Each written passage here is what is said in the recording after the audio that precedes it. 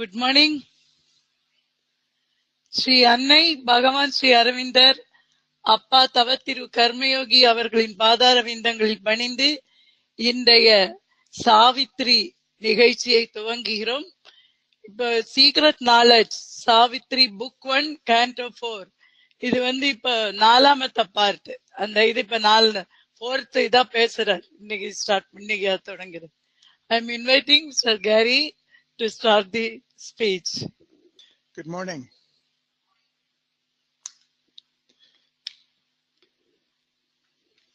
Grace flowers are coming in greater and greater abundance.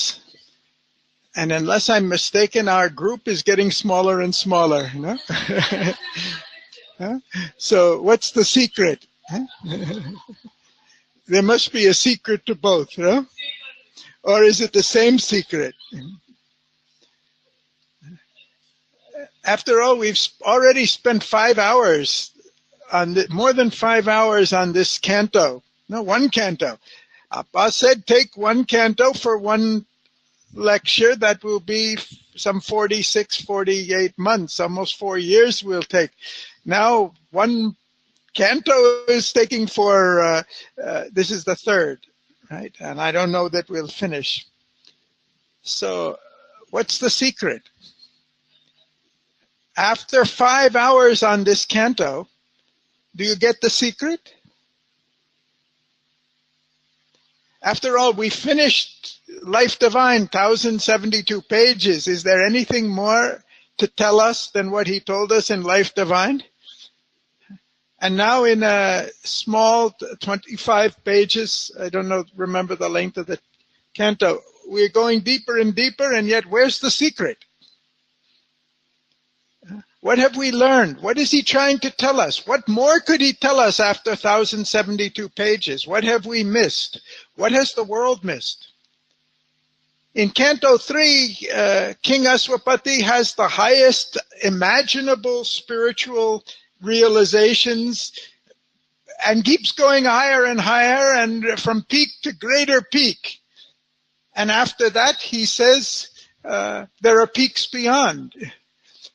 And then he comes to secret knowledge, and after secret knowledge, after that, he's going to meet the Divine Mother. What is there all to talk about? What more is there to learn? You have read so many of Appa's books. You have discussed so many of Mother's and Sri Aurobindo's books. Is there anything else left, or is it just that we like to keep hearing about the same thing over and over? Personally, I feel I've not yet gotten the secret. I can talk about the secret. I can describe the secret.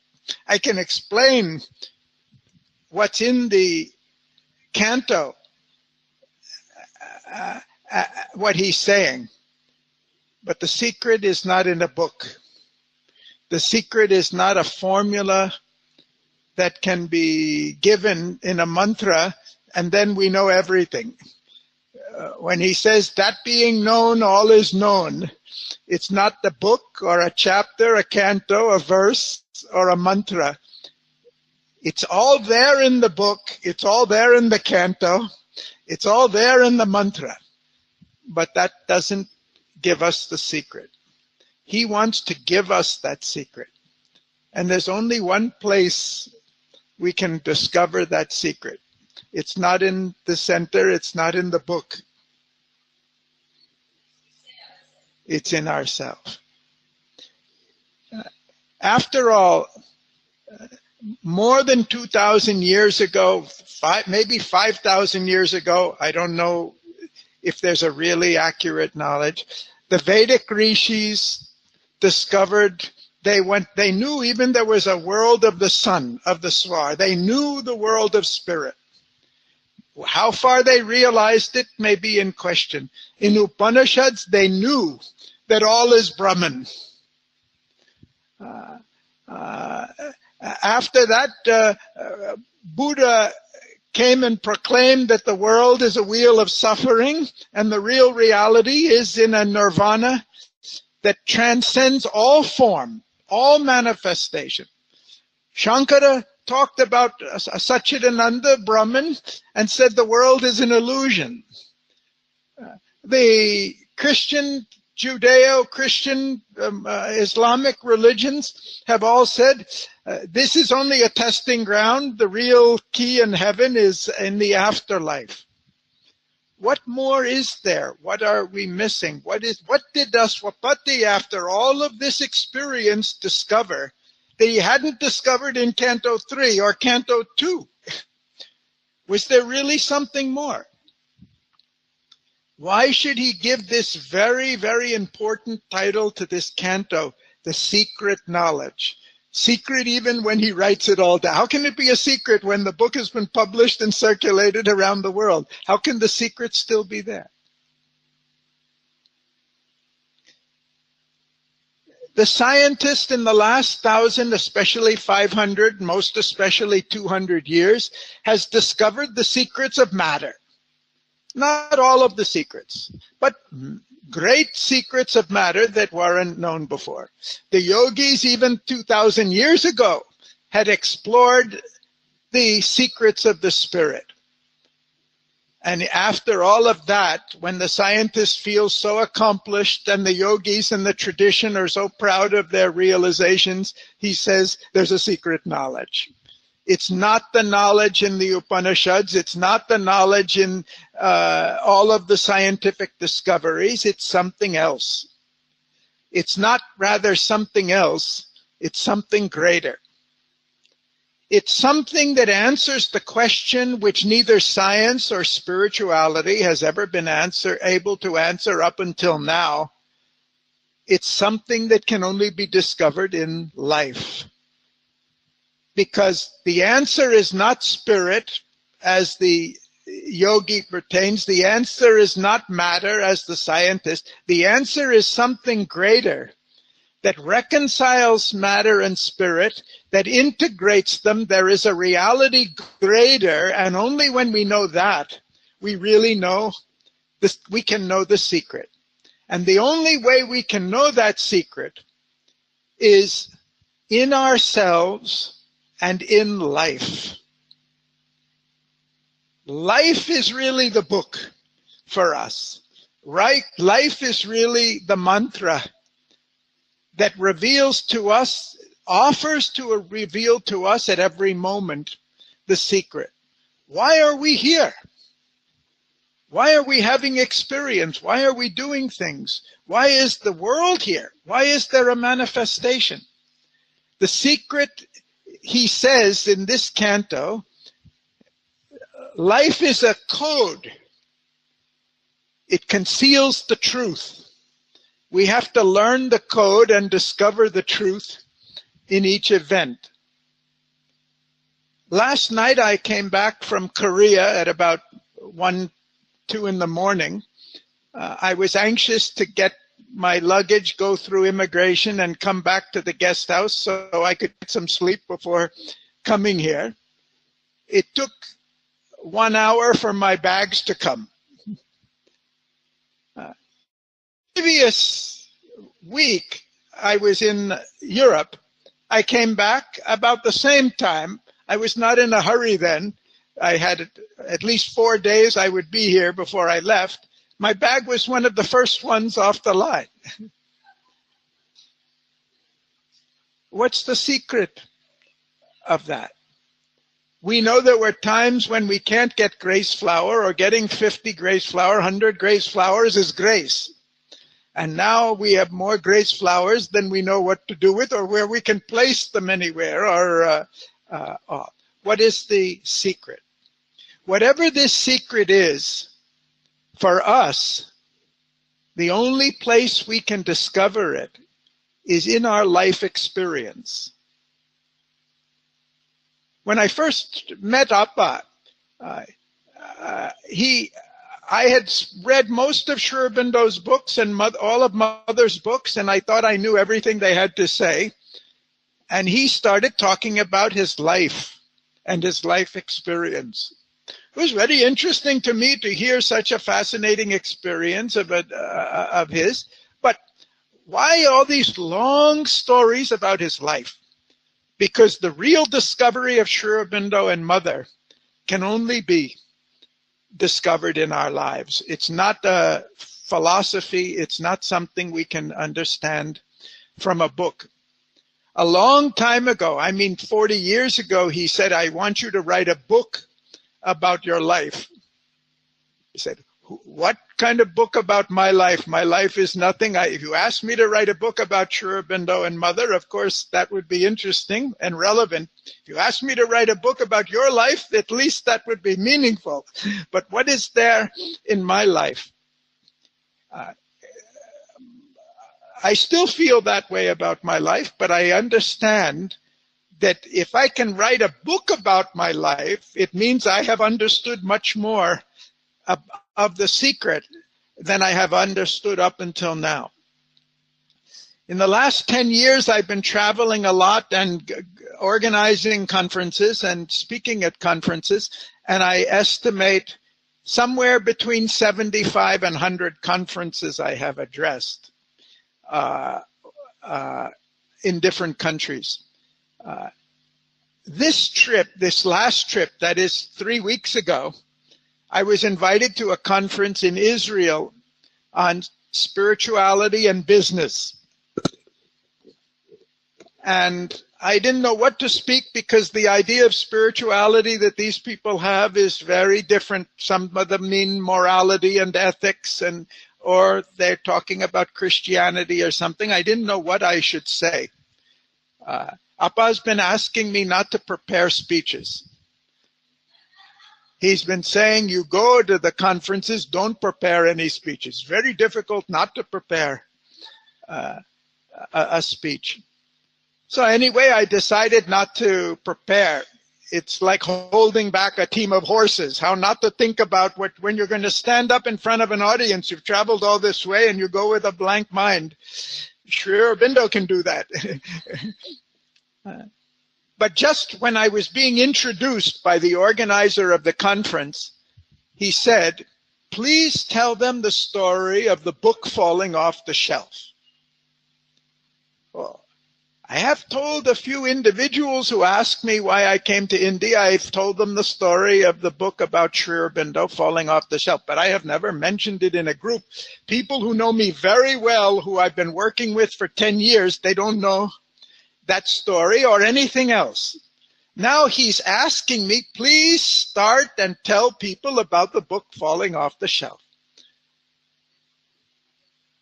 So first time I said, after I spoke for 45 minutes. I said, what I have spoken today, I have never spoken in the last 75 conferences, in any conference, because he has asked.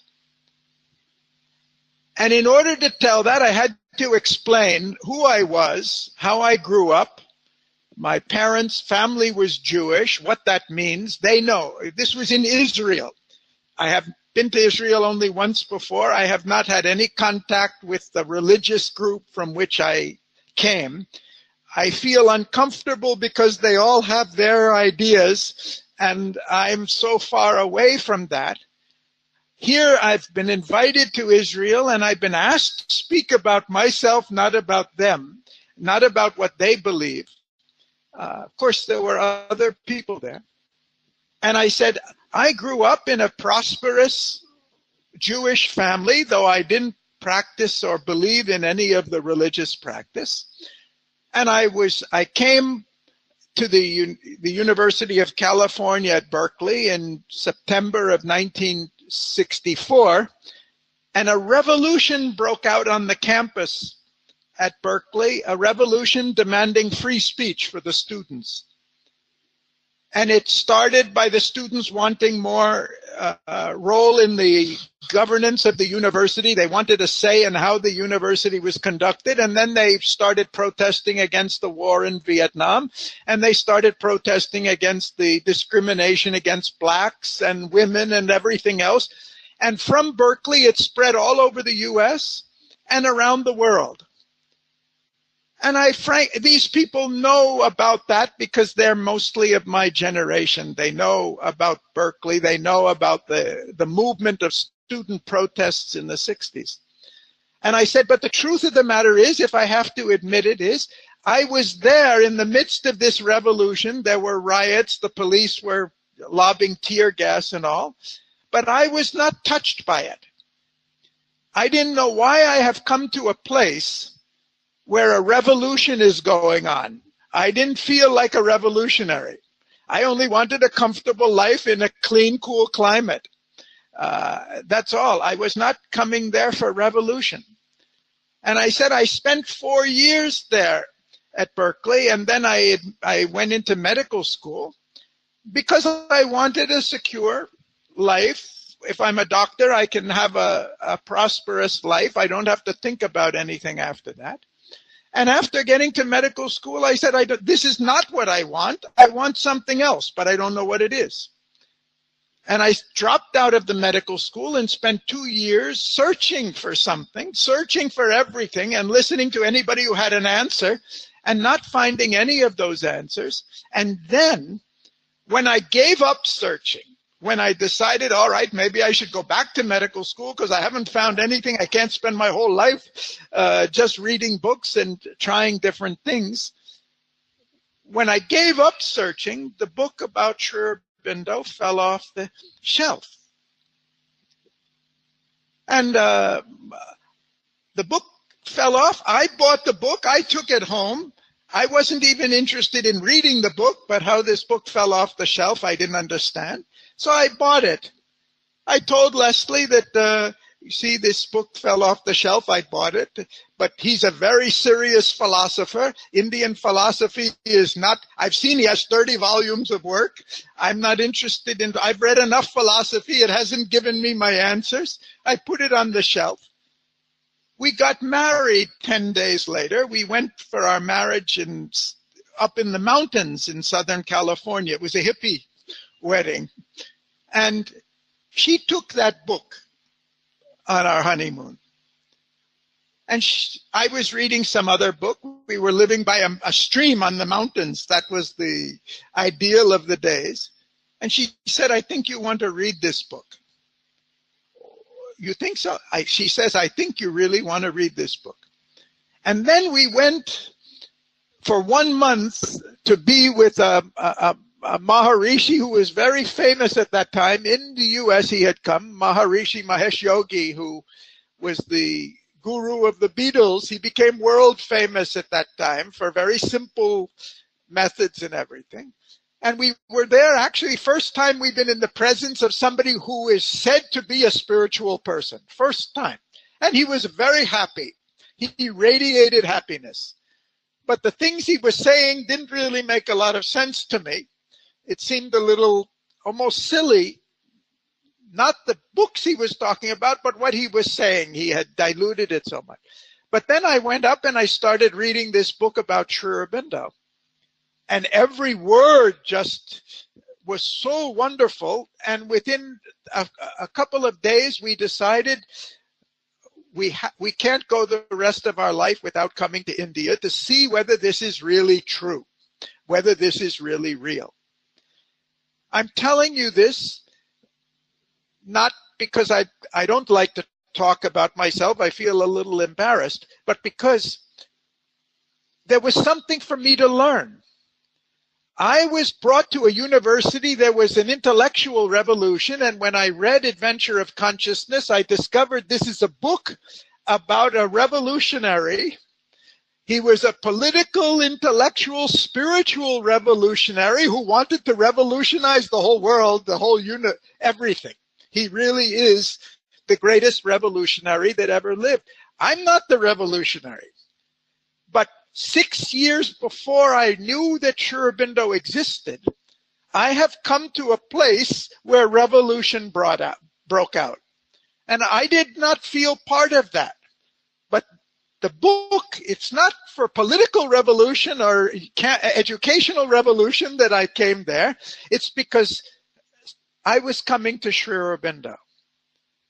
And then in 1968, after graduating from the university, I went to Europe for 3 months just before going to medical school. And when I went to a place, it was called Czechoslovakia at that time, where the communism, they were trying to become democratic. They were trying to have a political revolution. It was very nice to see the freedom and the efforts. And 1 week after I left that place, the Soviets came in and they stopped the revolution.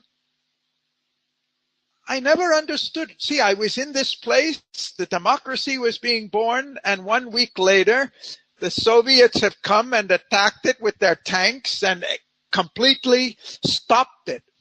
What does this have to do with me? I'm just a tourist. I didn't go there for a revolution. I just went there. I was curious. What are these people living like? And then in 1989, Appa sent me to Moscow. He sent me because he wanted to start, and we did start, an international commission on peace and food. It was not my idea. It was not my aspiration to liberate the world from poverty or even peace, though it sounds very nice. Who can do that? Who can even think of that? Appa thought of that. He sent me to Moscow. We started the commission, which we ran for 5 years. Within 3 months, the Cold War was over.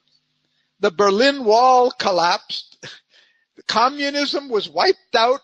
The authoritarian communism was wiped out from Eastern Europe. Millions of people were liberated from oppression, and the world changed. I was simply the postman sent to deliver a message. What do I have to do with revolution? But I saw it's there over and over. After the book fell, I spent a year in University of Hawaii before we came here the first time. The president of the University of Hawaii was a man named Harlan Cleveland. I didn't know who he was. In fact, I never met him. I'm not even sure I knew his name. 22 years later, after we started the commission, 22 years later, I went to a meeting at Fisherman's Cove. I met a very distinguished scientist who was the previous president of the World Academy of Art and Science, and he says, the person you should be meeting is Harlan Cleveland, who's the president of the World Academy of Art and Science. He's in Minneapolis. So I will introduce you. You please go and meet him. And when I went to him, I went to meet Harlan Cleveland. I started speaking him Appa's ideas on social development, the fundamental ideas on social development. And Harlan told me that this is the idea he had 40 years earlier, which we don't know. We've never heard of. Life has taken me to a man who thought about this idea. I'm not going to go into it now. 40 years earlier, yes. And he said, the work you're doing in the International Commission is very good. I want you to come to our meeting of the World Academy and release your report there. So in 94, I'm not expecting you to remember any of this. That's not the point. In 94, we had a meeting of the World Academy. I don't know there's a World Academy. It was every 5 years, they had a big meeting with 100 very senior people. And our report was that I got to speak. And Harlan elected me as a fellow of the Academy. And now I'm the chief executive officer 30 years later. We're running the Academy and we're expressing Appa's ideas and Sri Aurobindo's ideas. None of this I knew at the time. None of it I understood even when it was happening. And last 3 days, I was in Seoul, Korea, at a university who's interested in our work and is collaborating with us. And I was talking to our contact there, who I met at a meeting in Japan 3 years ago, and he was the one person in the whole conference. Imagine going all the way to Japan at my own expense too, spending this time speaking at an audience of people who seem to be not interested in anything meaningful. And one man comes up very enthusiastically and says, what you're talking about is very interesting. I want to know more. Can we relate with you? And within the last, that was in 2014, now we have a joint venture with that company. I've been invited 4 times to Korea, and they're coming to our conference in Rome.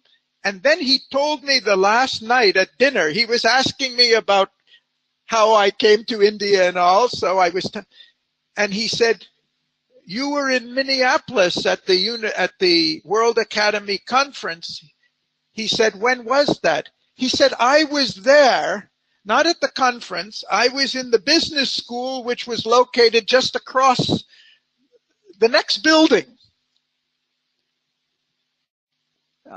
So what have I understood of my life? What have I understood of the events up until now? From the time by accident I went to a university where there was a revolution, and by accident a book fell off the shelf which is about a spiritual revolution of humanity, and I was sent to Moscow and there was a revolution there, and so on and so forth. And if there's a secret knowledge, if I'm going to discover that secret knowledge, I have to discover it not only in the book falling, which sounds very romantic. Oh, a book fell. When they heard it in Israel, they were that's very romantic. A book falls off the shelf. I should understand it also in why the luggage came in first on the line last week and last on the line this week. And this is why Appa, for years and years and years, he's told me hundreds of stories, sometimes a few stories he's told me 100 times, because he says, you still haven't got the point. You've heard the story, you haven't got the secret. Because the secret is there in every story, the secret is there in every event, the big events and the small events.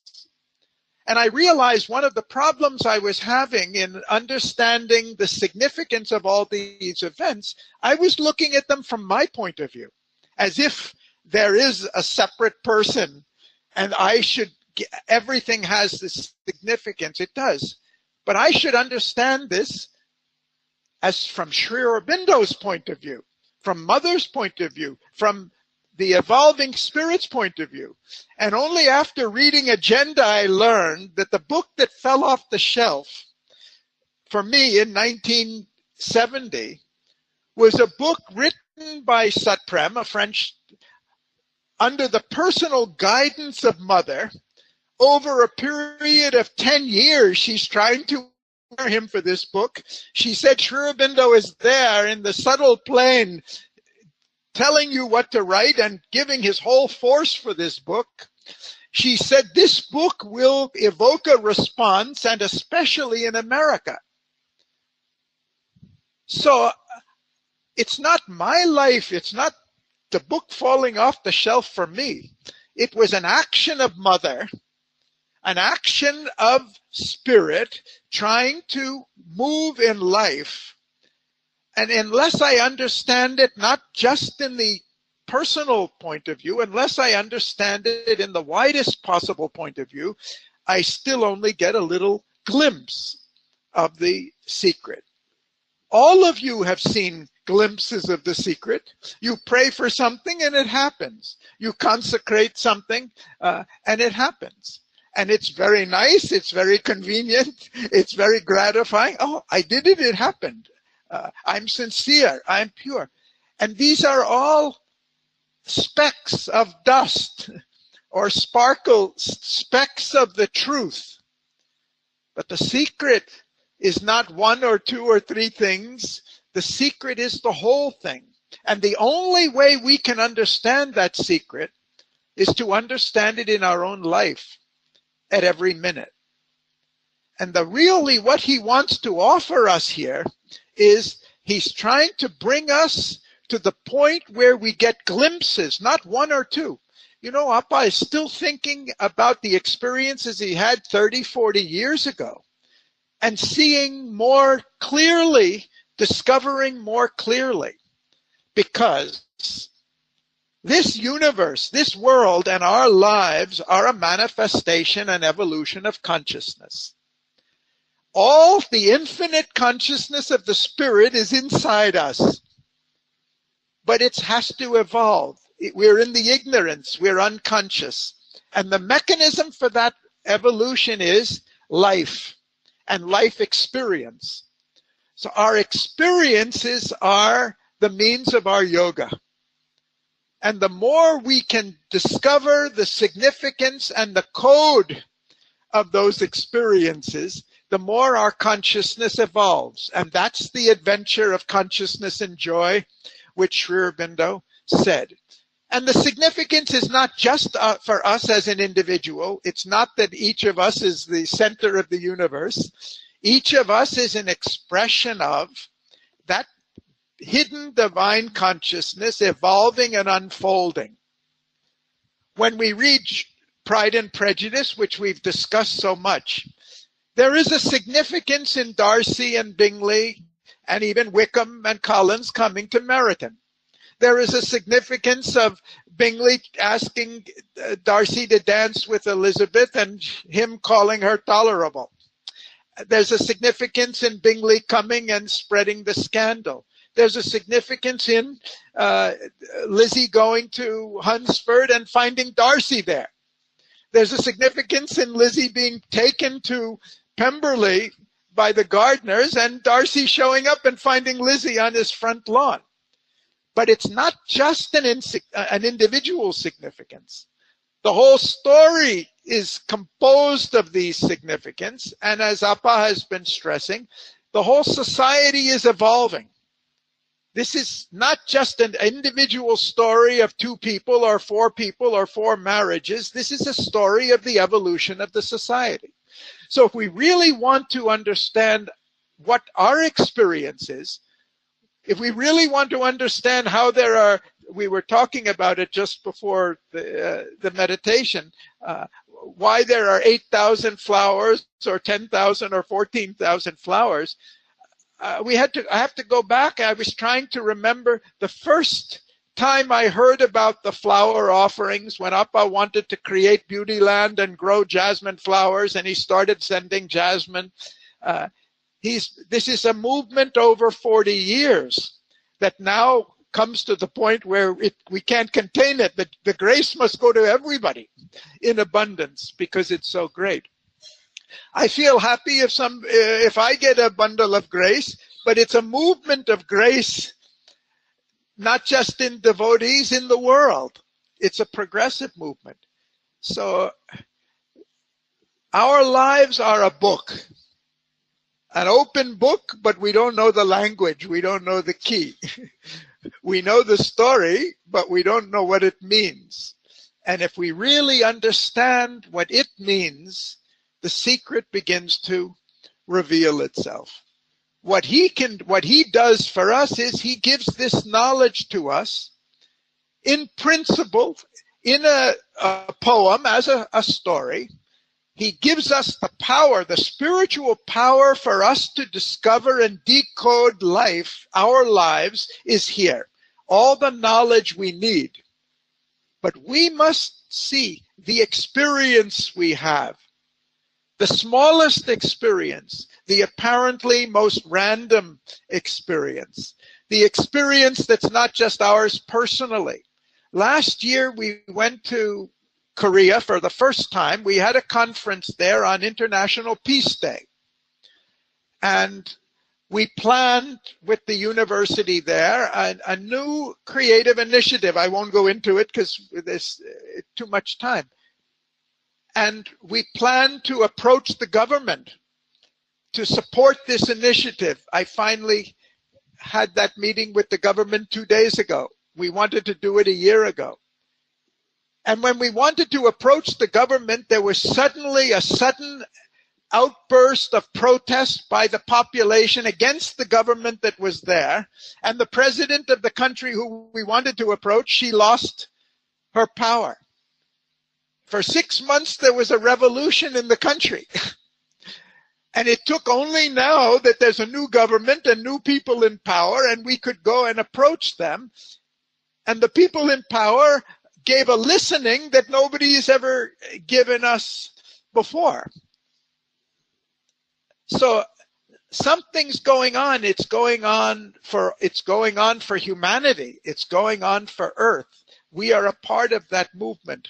We can never fully understand ourselves unless we understand everyone and everything that goes on around us. That's why we can grow so much and benefit so much from Pride and Prejudice or Dr. Thorne or Framley Parsonage or any story or Inspector Detective Sambu or anyone else, because it's life's secret. It's the secret of spirit evolving in matter. So, still we wonder what that secret is. Why it's so difficult for us to get the secret? Well, one reason is because we think of everything from our point of view, and especially from the point of view of the ego. If something fails, if I get what I want, I'm happy and I feel proud. If I don't get what I want, I feel sorry and sometimes even a little ashamed. Oh, mother didn't give me what I want. There must be something wrong with me. But I don't learn. I don't get the secret.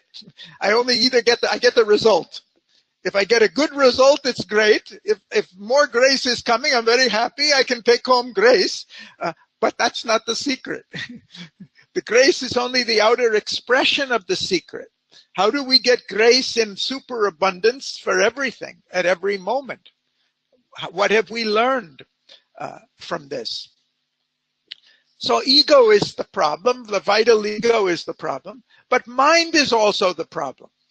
Because our mind tries to divide reality. The scientist is dividing matter into smaller and smaller parts.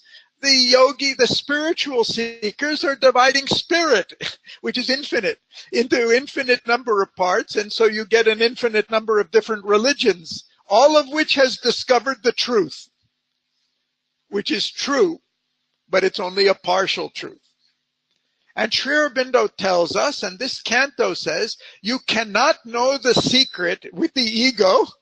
You cannot know it when you look only from your own selfish individual point of view, and you cannot know the secret with the mind, which wants to discover things by dividing them and getting the truth and throwing away everything else. Because the truth is something, when you have it fully, there's nothing thrown away. There's nothing outside. There's nothing left over. It's something, it's the whole. It's not a spiritual truth that denies life or calls it an illusion or a wheel of suffering or an inconscient. It's something that embraces the whole.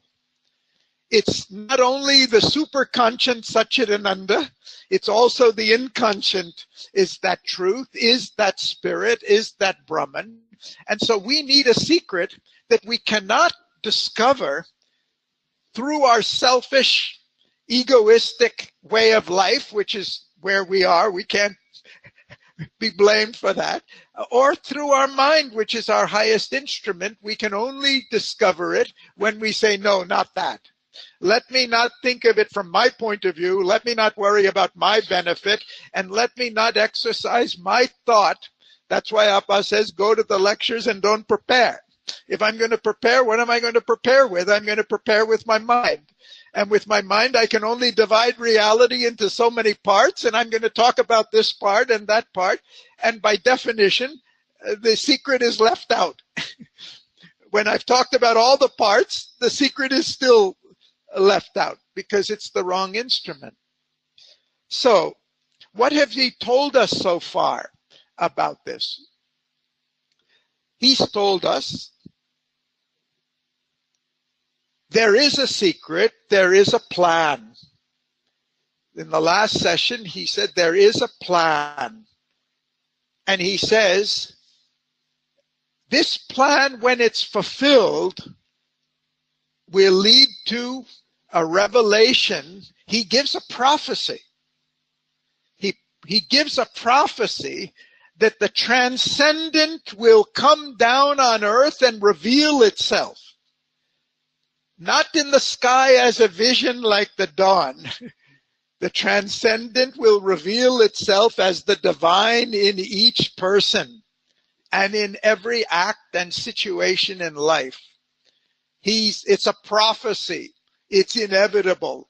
That's the life divine, because this is not a story about you and me and all of us. This is a story about the divine manifesting itself in the universe in order to progressively reveal itself in form. It's not that you and I should become something special. It's that the divine which is in us, which is the source of us, which has created us, which is the essence of our soul, which is and our psychic, will manifest through each of us, through everyone, through every event, through every circumstance. He said, and that is the plan. It's not up in the superconscient heavens of trance. It is the divine is there in the subconscient, the inconscient in material nature, and that's what's evolving out. And we're that manifestation, that partial, confused, ignorant manifestation. It's a story that we're only halfway through. Maybe it's not even halfway through. It's an evolving story. And we're part of that story. We're not telling the story like Jane Austen. We're living the story. And the secret knowledge is not to be able to tell the story to somebody else and give a lecture on Life Divine or Savitri. The secret knowledge is to discover ourselves as a center of that evolving consciousness and see every experience we have, from the smallest to the largest, as an act of growing consciousness, where we have an opportunity at every minute, big and small, to become more conscious, to discover more joy, and to discover more power. One of the things I see constantly is, even when I know the whole theory is, there's a constant feeling, after all, I don't have power. What can I do? We went to Korea last year and we gave a proposal, and now there's a nuclear confrontation between North Korea, we went to South Korea, and the US and other countries. And what Korea says, what can I do? South Korea says, what can we do? We don't have nuclear weapons. US has them, China has them, Russia has them, North Korea has them, and they're going to threaten to fight, and if they fight, we'll be destroyed. And we can't stop the fighting, and we can't do anything on our own. So what power do we have? And I had to talk to them and say, the real key to the whole situation is not the North, it's not the US. The real key is what you do, what you discover your power. And I met the Vice Minister of Foreign Affairs yesterday, and I took a chance and said something that sounded very outrageous, even to me.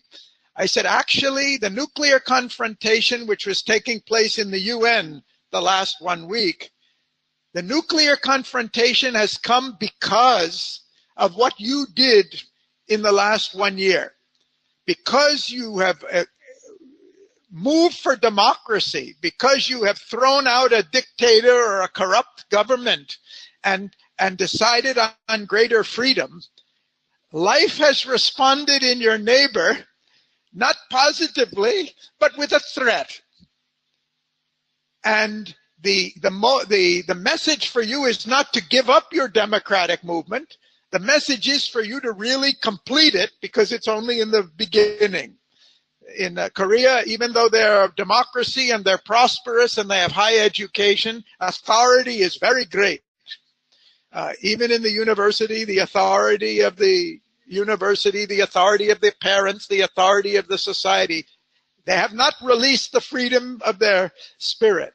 And I told him this, and I thought he may throw me out of the room at that time. Everybody's saying the problem is North Korea, and you're coming and telling us we should do something. And he said, you're right. In fact, that's the only thing they can do. They can work on themselves. They can work on themselves as a society compared to where, they were as poor as India was 50 years ago.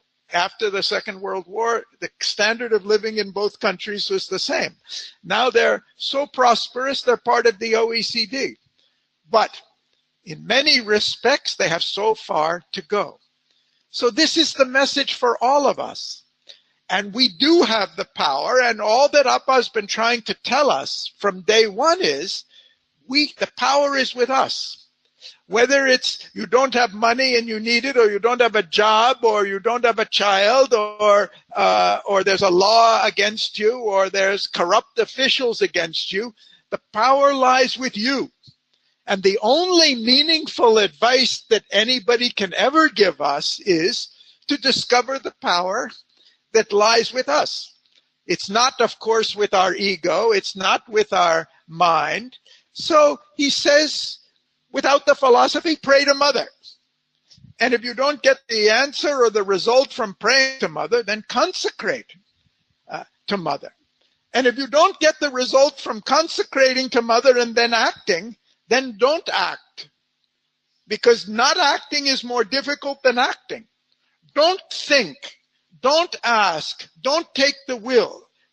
Because each time you do that, you move more and more from the ego, from the center, from your smallness, which is limited, to that which is really the power in us, which is not our power at all. It's the power of the Spirit in us. So if we really understand this canto, everything that Appa has written, every book he's written, every story that he has told, his stories or the stories of devotees, and every experience that we've had in life should gain greater and greater clarity and meaning until we can look back on our life as if it's a novel, an exciting novel, because we see it not only from our limited perspective, we see it more and more as a story of the evolution of consciousness, as much as, after all, what did Lizzie do? She got married. No? We've had so many Pemberleys here of so many descriptions. What did happen to Mary Thorne? She was an orphaned, illegitimate child without any money, and she rose to be an heiress and rose in society. We see there's a value in that. We see there's a meaning in that. Do we discover the meaning in what's happened to us? And of course, the meaning is there, the real meaning is discovered not in our successes. The real meaning is discovered in all the troubles that come to us, because all those troubles come only for one reason. And he says it here, very emphatically. It doesn't come as a punishment. The divine doesn't publish. It comes to awaken our consciousness. And if we want to be happy, and I can talk about all my achievements and say, you see, Mother was great and I learned so much from the achievements. It's the small part. It's the peel of the banana.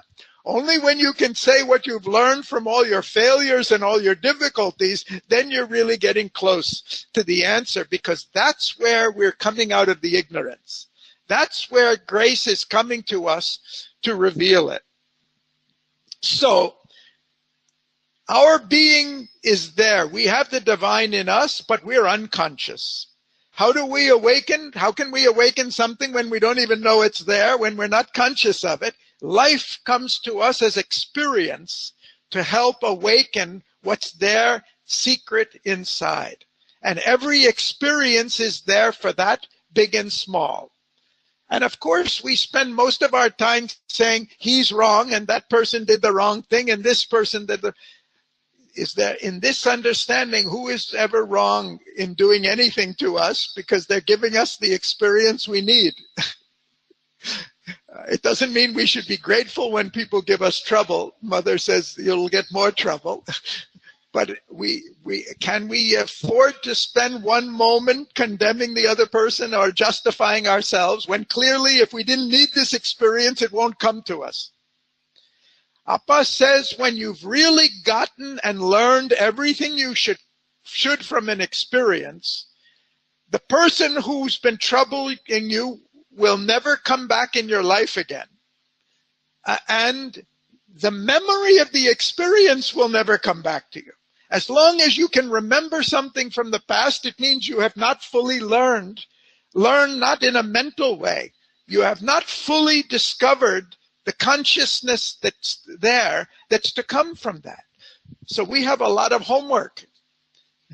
Those of you, Pooja's coming with a big sack of books every night, which and spending half the night studying, and the books weigh more than she does, and I feel sorry for her homework.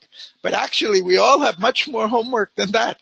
We have years and years of homework which we haven't done, which we're just leaving and say, well, wait till the next exam. I'll study at the time of the exam. Every day is an exam. Every moment is an exam, and we're lazy and we don't do it. And we should all be writing a book. We should all be writing the book of our life, which is the book of the process of the evolution of consciousness. So I've been thinking about, I had no time during the trip because of the travel to go over and think about what more we're going to talk about now. I had only time to think about what have I learned from this canto? What's the significance of this? And what I should be able to say that would be show that I'm learning something from this process of talking to you about the secret knowledge. And I find the more I try to think about it, the more my life is revealing itself, and it's still a very, very small part. And that's what he wants. That's why Appa wants us. It's not that we should become experts in life, divine, and Savitri. It's that what Sri Aurobindo is offering through life and divine and Savitri should become a light that really reveals to us in every small act and in every significant act where we are and what's going on. So we got to about halfway through the canto, in which he came to the point of saying that there is a divine plan, there is a divine intention. He's told us the masked transcendent is going to ascend its throne, and its throne is not in heaven or supermind. Its throne is here in matter on earth. And ascending the throne means it's going to reveal itself and manifest as divine life. And he says there's two ends to the plan. The scientist has discovered one end and says it's the soul reality. The Advaitins have discovered the other end and said it's the soul reality. He says these are only the ends of the plan. The plan is the unification of these two and the revelation and manifestation through the interaction of these two, which are both divine. And this is what he's telling us in this canto. And in the last session, we came to the point where he talks about one end of the plan. He talks about the spirit, the pure spirit, the spirit's potencies. I was really struck by this word, the spirit's bare and absolute potencies. He's not talking about a vacant nirvana. He's not talking about the aloof spirit that is nothing but consciousness or being or pure existence. He's talking about potencies, because he tells us all the power in the universe, in all forms in the universe, is only an expression of the spirit's potencies. But when you go to that end of the plan, you don't see the power. You see only this pure, absolute, transcendent spirit. And you see it as something aloof, something detached, something apparently indifferent to what's going on in the world. And Shankara said the goal is, the rest of this is an illusion, the goal is to get there. Get to that aloof, detached, infinite bliss or emptiness if you're a Buddhist, and you have arrived at the end. But then he says, even though the spirit appears to be indifferent, aloof, detached, even though it doesn't answer every call and prayer that we give, it has the power to save. And he goes further. He says, it is only because it doesn't respond and give us everything we want at every minute that we can be saved. Because if the Spirit responds to everything we want, we'll end up only making the Spirit like us. Where the goal is that we should become like this. We should be liberated from our ignorance, liberated from our ego. But it's not because the Spirit doesn't have the power. The Spirit is the source of all power. Thank you. And he says it's because it doesn't act and intervene at every moment that we are sure to be saved. Because we have to be saved from ourselves. We have to be saved from all the prayers that we voice which shouldn't be answered, which will only get us into trouble later on. And he says, but still, even then, it is acting and grace is there at every moment. Every moment to do what? Not to give us everything our small vital ego wants, but to give us everything that will help us awaken our consciousness and evolve to the next step. So these are the slides we talked. It's the guardian of the silence of the truth.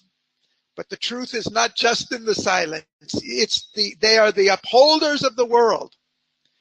Because it's detached, it has the power to save the world. It knows the immortal beings there know the truth of both God's extreme. They not only know the truth of Satchidananda, they know the truth of the inconscient. They knew the truth of the supermind buried in the inconscient, which has to come out. They know the purpose is not that we should all go to moksha. The purpose is that the divine should be revealed and manifest in life. And if they don't respond to our call for moksha, it's because it's the wrong direction. You want to go in the wrong direction. The real work is here. The real manifestation is here. The real plan is here. And our job is to see that that awakens. And even then when they don't intervene, still the grace is there to keep us safe, to keep us moving in the right direction. Otherwise, we would have never evolved from the stone and the mud through the animal and the fish up to where we are now, because we're all ignorance and unconsciousness. And even today, we're 99% ignorance, and if we leave it to the scientists, they'll convert us all into machines and robots. They're not going to convert us into supermental beings. So there is a grace that's leading us. And he says our destiny is conscious immortality. Conscious immortality in life, in the world, in the body. It's not an individual destiny. It is an individual destiny for every soul, but it's not like the Christianity is promising that all of you can go to heaven and live happily ever after as immortal souls in a suite. It's the divine becoming conscious immortality in the body. And we are only expressions and aspects and parts of that.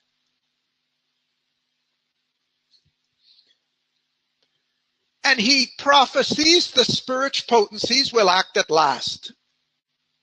And now, this is where I believe we left off, he comes to the other pole of existence. After all, the spiritual traditions have explored so many levels of the spirituality, so many levels of samadhi, transcendence. It gets confusing if you read all of the terms that have been identified. So many levels of the higher heavens and the higher worlds going up, and they keep going up infinitely. But they have turned and ignored the other part of existence which science is trying to delve into, but just scratching the surface. Because with the tools of the mind and science, you can only scratch the surface. He says, nature is the other pole of existence. And by nature, he doesn't just mean matter, the material world. Nature is force. Nature is the force that created the universe. In the tradition, Prakriti. Prakriti is or Maya, if you want, Prakriti is that which has constructed the universe and manifests in the universe as force. And in the tradition, the Sankhya tradition has seen that nature is there as force everywhere in everything. He even tells us they knew thousands of years ago that even our ego is only nature. It's not spirit. Our mind is only nature. Our vital is only nature. Our heart is only nature. Our body is only nature. And spirit is something else. But what they didn't know was they thought that that nature is working according to its mechanical means and that the consciousness is only there in the spirit. What they didn't see and didn't realize was that that nature, that force is conscious. That's the chapter in Life Divine about conscious force. Existence is not a conscious, infinite, unmanifest, and a mechanical force which the scientist is studying. Behind that mechanism, behind that illusion of mechanism, there is a conscious force and a conscious intention. And that's the other end of the plan. So we have the spiritual potencies at one end, which are power and pure consciousness, but pure awareness of everything, not just of their infinity, but also of the manifestation they've created. And at the other end of the plan, we have the force of nature, which is constructing forms in the evolution and appears to be acting by chance, because I don't know why my bag was first one night and last the other night, or why one day there's a lot of traffic and the next day there's not, or one day we get a lot of rain and then we don't get any. It's not that the nature is unconscious. I'm unconscious. It's not that the force is unconscious. It's I am not conscious of the force and the intention that and the forces that are manifesting in the force. So in this, the whole canto comes, now we're coming to the second part, and he's going to talk about that nature. But the whole key is understanding. The real secret knowledge is understanding how they are integrated with each other. And even that doesn't express it properly. Understanding that the pure spirit and the conscious nature are two aspects of one reality. There is only one reality. It is that one reality which he calls, you can call it the absolute, you can call it the integral Brahman, you can call it by anything. It's not part. As long as you think of Brahman as part of the story, you're only seeing part of the Brahman. As long as you think of the world as separate from the spirit, you're only looking at the part through mind. Only when we understand there's only one reality. It's an omnipresent reality. It expresses itself through different forms and poises of consciousness, one as a spirit that cares for nothing but itself, which is only an appearance, and the other as a force which cares for nothing because it has not, it doesn't think, it's mechanical, it's only a mechanism or a chance. A machine doesn't, it just is working that way.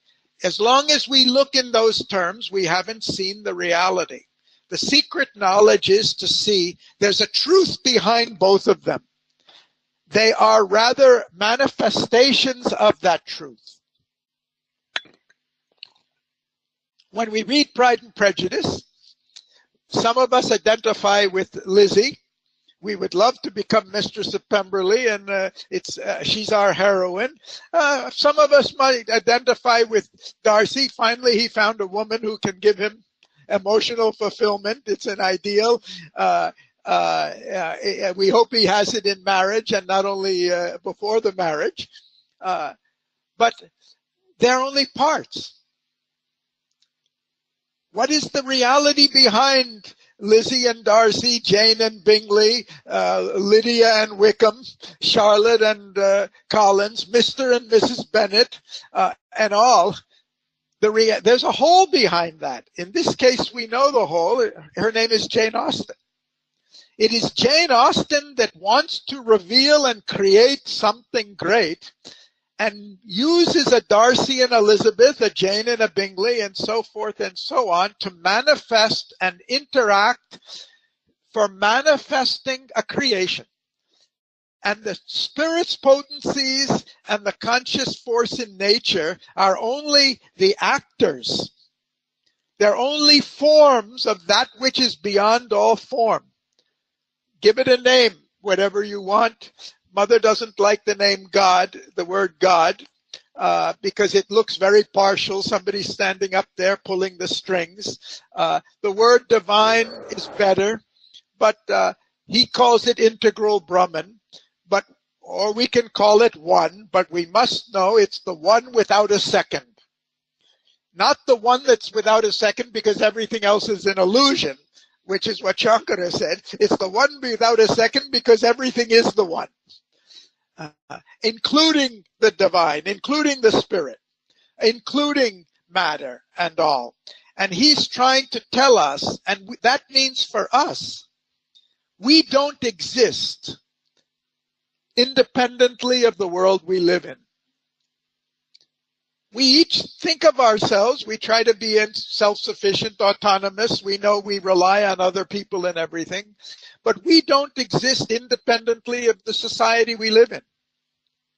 If I ask you or somebody asks me to tell me who you are, tell me your life, tell me what's important, unless I tell you everything about the world I grew up in, my family, my society, where I came from, the car that I didn't invent but I drive, the computer which I didn't create but I use, the airplane that the society has developed on which I can travel, my story would be very incomplete if I only tell you about things that are about me and not about the world in which I live and the society in which I live. I can't even speak because the language I use is also the language of society. The ideas I communicate are only the ideas I've learned from society. We don't exist independently as social beings. We don't exist independently of the society. In that sense, you can say, even if I am a pure, infinite, immortal spirit, which there is part of me that is transcendent because everything has its essence in the transcendent, there's no meaning in talking about a me separate or different from all of you if we don't also talk about the whole rest of the world. Because the whole rest of the world is a response to us, to each of us. The principle that Mother spoke, which Appa told me 45 years ago, the outer reflects the inner. Well, we're all here in the room. If the outer is reflecting the inner, whose inner is it reflecting now? That's mine. Don't take it. It's mine. This is mine. If something good happens, I claim, oh, you see, the outer is reflecting the inner. It's because we still want to think of ourselves as separate from each other. If something bad happens, the outer is reflecting your inner, right? But if something good happens, it's reflecting my inner. It's still because we're cutting reality as if we exist separately from each other, as if we're very developed individuals. And I am not, if I have a good thought, you trace it back and you'll find out it didn't start with me. If I've done a good thing, if you trace it back to its origin, it didn't start with me. We are inseparable from each other. We are inseparable from the whole in which we live. But that whole is responding to each of us. After all the people in South Korea are not responsible individually for the nuclear weapons they're threatened with today. But each of them can validly understand the life in which they live as the universe that's been created for their evolution. And though we're all living apparently in the same room now, we're each living in a different universe. Or rather, the universe is responding differently to each of us at each moment to give us the experience we need. Ashok, I hear your voice. Would you like to say something? I thought I did the proper thing, but somehow something went wrong. I suffered some monetary loss. I want to know how I could have prevented this.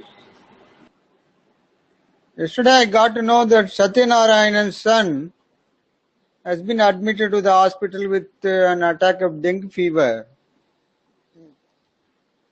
So I told him, on my way to the garden, I will stop at the hospital and pay your son a visit.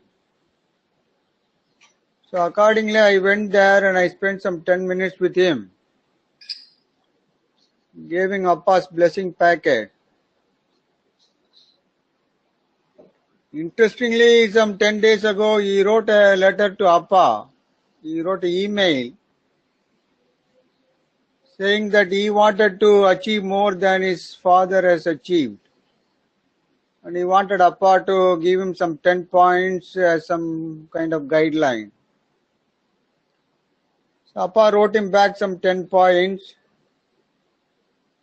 Garry advised him to exert himself to the maximum, keep away from corruption, stop believing in money, wealth, status, and follow work values and all that.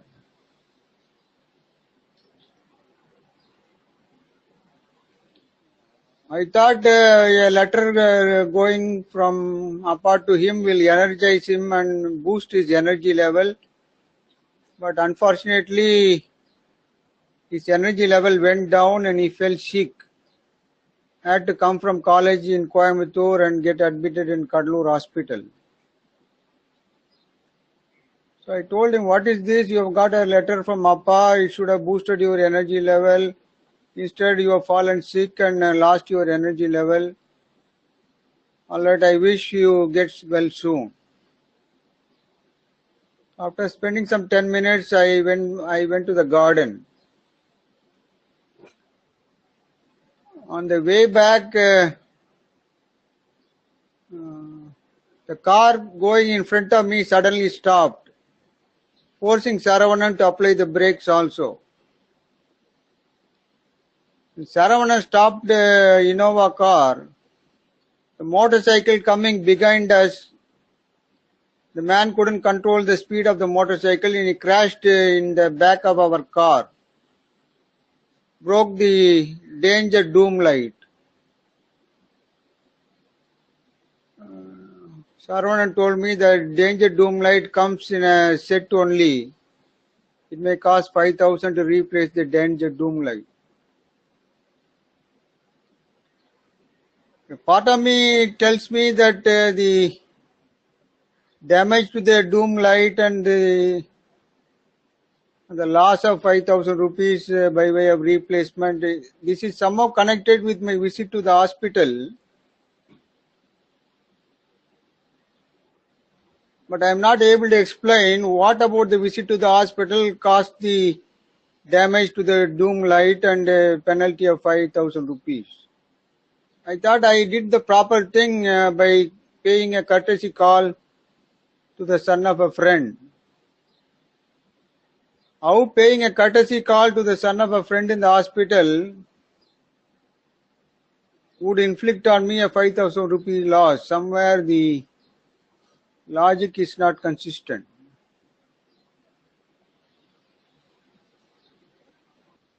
Well, obviously, this is not the boy's question, and the answer is not for the boy. He wrote to Appa on his own initiative, or you gave the suggestion? He's been telling his father a long time, I want to do better than you in my career. Satyanarayan told me, my son is always telling me, you should do better than me and earn more than me. I don't know what to tell him. So I told him, you ask him to write to Appa, Appa will give some 10 guidelines. Okay. I just wanted to be sure I had the facts correctly. That's Ah. it. You understand that our answer cannot be for the boy now because we don't know from the boy's point of view. The question is about why your car, you went to the hospital and why your car was in an accident, right? The boy wants to do better than his father. I don't want to talk about the boy because it's unreal. What is the boy's motive to do better than his father? Whether the boy should really appreciate the accomplishments of his father and be grateful for them, all of that I can't go into. I don't know at all. But the boy, you have taken initiative to advise the boy to seek guidance for how he can do better than his father. It looks like a very good thing you have done, but it has consequences. If we are going to advise somebody to seek guidance of Appa, to do better in their life, which always means, if you read what Appa writes in that message to him, means that there's so much more we should do in our life. Our first response should be, somebody's asking me for advice on how they can do better. My first response should be, this is life asking me to be conscious of how I should do better. I think I once told that story in one of the Life Divine meetings a long time ago. When I first came to Pandi and when Mother was there, one day I had a very vivid dream and Mother was telling me so many important things. But when I woke up, I remembered that, but I couldn't remember what she told me. And as a young, I was lucky that Mother would receive letters and answer them. So I took advantage of that and I wrote to Mother, you see, I had a dream of you. You told me so many things, but I don't remember. And when that letter was read out to Mother, she laughed hilariously. And when the secretary came back and told me Mother's reply was she laughed hilariously, at first I was offended. Why is Mother laughing? And then I realized this dream is telling me that I'm not remembering what Mother has told me. I'm not listening to what Mother has told me, and I want her to tell me again.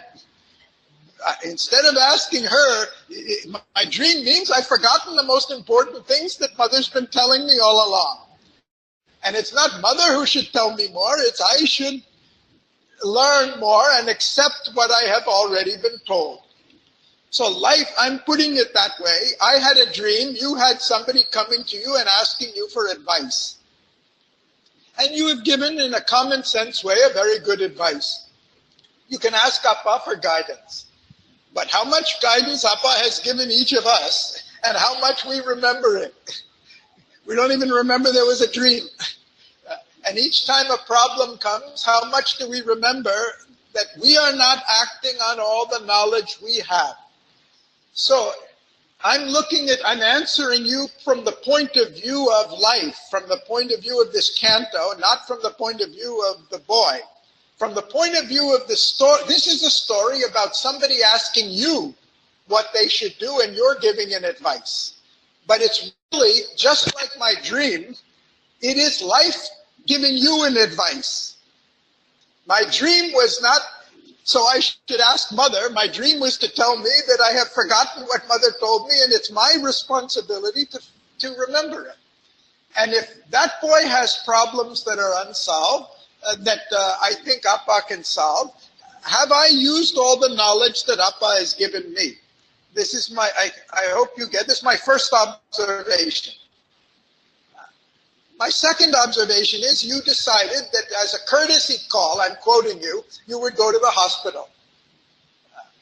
Courtesy call has nothing to do with divine life and spiritual evolution. Courtesy call, even when well meant in a social point of view, is a social act. It has social consequences. It's not a spiritual act. It's not a consecrated act. Even if you do it out of goodwill, you're using the word courtesy, so I'm using your word. I'm not accusing you of anything, but if you have done it as a courtesy, it has only social meaning and it has social consequences. If you relate as a courtesy, if you relate to somebody with a contagious disease and you come back with the contagious disease, it's no surprise. You relate to somebody who has a problem and that problem comes to you in life. That's known. Who has the problem to cure a disease? Mother has the power. It's not courtesy that will cure his disease or help him. It's mother. If you have consecrated his illness, if you have prayed to mother to cure his illness, that has a meaning whether you go there or don't go there. And sometimes it'll be much more powerful if you don't go there. You remember 40 years ago, Leslie had the accident and she was admitted to Jipmer. And I wanted to be there the whole time. I felt, Appa said she will get cured much faster if you don't go. It takes more effort not to go. I can say, well, what will she think of me if I don't even go and see her in the hospital? That's purely social. I know what I would feel. I feel I should be there, not here. It takes more effort not to go than to go. If I go, everybody will say, oh, he's a responsible or affectionate husband. That's all. Which doesn't cure anybody of anything. No? So your act of going, again, I'm turning it back to you. What's the secret knowledge coming to you when you think of stopping there as a courtesy? The secret knowledge comes to you that all that you have learned, all that you have received, all the grace that's there in your life doesn't express through courtesy. It expresses through conscious acts of self-consecration. And then whether you go or not is a separate issue. So you have acted, again, it's not an accusation, I'm just using your words. If you have acted out of a social attitude, you get the social consequences, which, with his misfortune, also comes to you, which is the only thing you can do in life for another person. You can share their misfortune. You can't cure them. Your goodwill can be powerful, and you do have that. But you can't do it socially. Goodwill is not expressed outwardly. It can be, but goodwill is not an outer social gesture. Goodwill is an inner emotion or aspiration. My last comment, and I don't want to make more of it because there's, like Sherlock Holmes says, never try to come to a judgment before you have all the facts. And we have only a few facts from your point of view. The third thing is, you have naturally assumed that his falling sick is a bad thing. See, he wrote to Appa, Appa gave him advice, and then he ended up in the hospital, and therefore it's a bad thing, and he must be. But it's also true, when you are asking for something more than your present nature can accept and assimilate, I think we've all had that experience. I've certainly had it. 2 months after I was in the ashram, I had high fever, really high fever.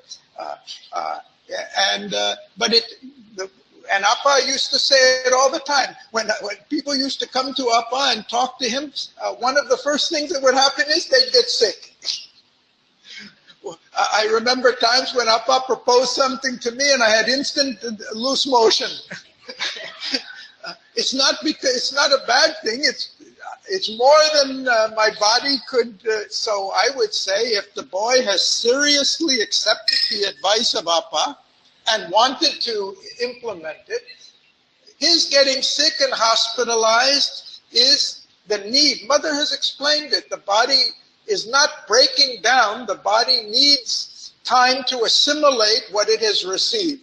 Appa doesn't give an advice. He's not sending a listed advice. He's sending a force. And if the force is more than the boy has the strength to accept, the first result can be a breakdown in health, which is temporary, while the body assimilates that for future progress.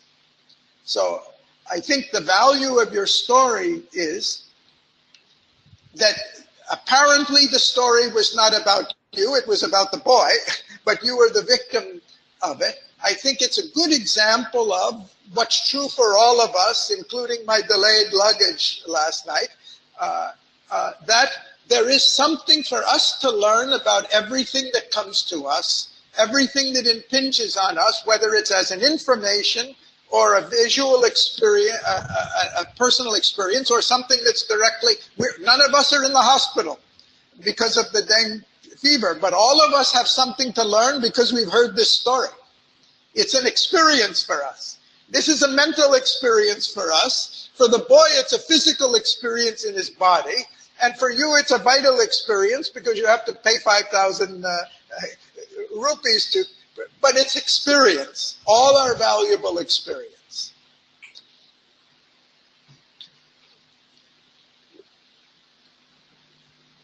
Okay. So the other pole of existence is a conscious force. That's not what we see in nature. The scientist doesn't see the conscious force. The scientist only sees actions happening. We don't know why they happen. We don't know. They seem to have no explanation, but what he's telling us is that behind the surface, there is a conscious force in nature that is acting in everything. When it rains or doesn't rain, when the grace comes or doesn't come, when the traffic works or the car works or doesn't work, when the electricity works or the other end. And this is not the opposite of spirit. This is the other end of the divine plan. And without that action of the conscious force in nature, we will not evolve. We will not make the progress we need. Without Wickham's scandal, without the apparently chance events that happen, because we don't see the consciousness behind it, we don't know why they happen to us. Without the car in front suddenly stopping and compelling, even though Saravanan stopped in time to avoid collision in front, he couldn't stop the man from behind from coming. There's still a conscious force behind it. And if we want the secret knowledge, we have to understand Mother and this force in nature together as one movement, because one end or the other end won't explain itself to us. And he says that this nature, he says, this executrix is executing the inevitable idea. Now, I understood from this, he means what Sri Aurobindo calls real ideas. That's my interpretation, because it's a capital I for idea. If you remember in Life Divine, we read that the divine being manifests truths of itself in supermind as real ideas. And those ideas get manifested in the world as mental ideas, vital forces, and physical forms and all. And all the universe is a manifestation of these real ideas. What I've understood from this passage is nature, which we think of as this random thing, is really manifesting the spirit's real ideas. It's not manifesting them suddenly as a perfect form. It's manifesting them through an evolutionary process, like nature creating the physical world, which has apparently nothing to do with the divine. There's not even living things there. And then it manifests through matter, the living things, and then it manifests through that human things. Nature is manifesting the real ideas in an evolutionary way. The goal can't be seen from the event. The event is part of a process. So everything that happens has a force behind it, and every force has a real idea behind it, an intention that's trying to manifest. And therefore, there is no accident on the one hand. Everything is part of that divine plan. That's why this is the other end of the plan. What looks to us as chance or scientific, physical necessity has behind it the divine intention, which nature is manifesting. Those are buried where we don't see them. He says, nature carries out the Spirit's secret charge. There's a mission. Nature, what we mean by nature, is really the Shakti, the Divine Mother, the power of manifestation. Manifesting in forces in the world, carrying out the secret charge of the Spirit. And he says, an unseen presence molds the oblivious clay. Oblivious clay is a polite word. It's matter. Of course, it's us. We're the oblivious clay. We're oblivious of what the whole thing. An unseen presence is molding the evolution. It acts even in the inconscient. It acts through the light, the thunderstorm and the monsoon and the earthquake. It acts through the floods. It acts through everything inconscient. It acts through political revolution. It acts through traffic jams. It acts through everything. But there's a presence there. The goal of that presence is not to fulfill our immediate urges. The goal of that presence is our conscious evolution. And so our job is, whatever comes from life, to discover what is trying to evolve and reveal itself out of that.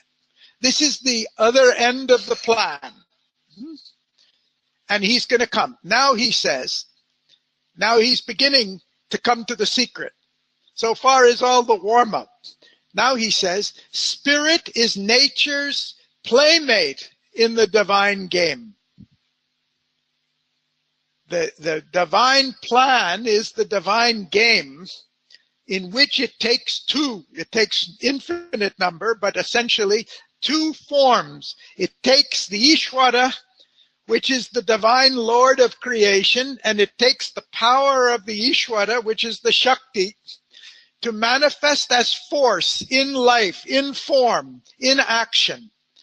And what we call the world, what we call the universe, what we call life, what we call society are only different versions of this family and everything, of these two.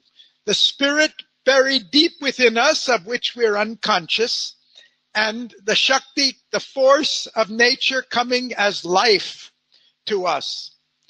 And I've said it before, but I told them in Israel, I said, I honestly said I read all of Sri Aurobindo and I thought I understood life divine, and I was a little proud, foolishly proud of myself because I understood this 1,000 pages of philosophy. And the first time I met Appa, I talked about Appa. I told them I had spent 2 years there and I thought I understood what Mother and Sri Aurobindo were saying. And the first thing Appa said, he said, I see that you meditate very seriously and you go deep inside or something like that. He said, but what I want to know is, how does life respond to your meditation? And I remember scratching my head. Life respond to my meditation. I'm only thinking about what's going inside. And essentially, it meant I have not understood a word that Sri Aurobindo and Mother said.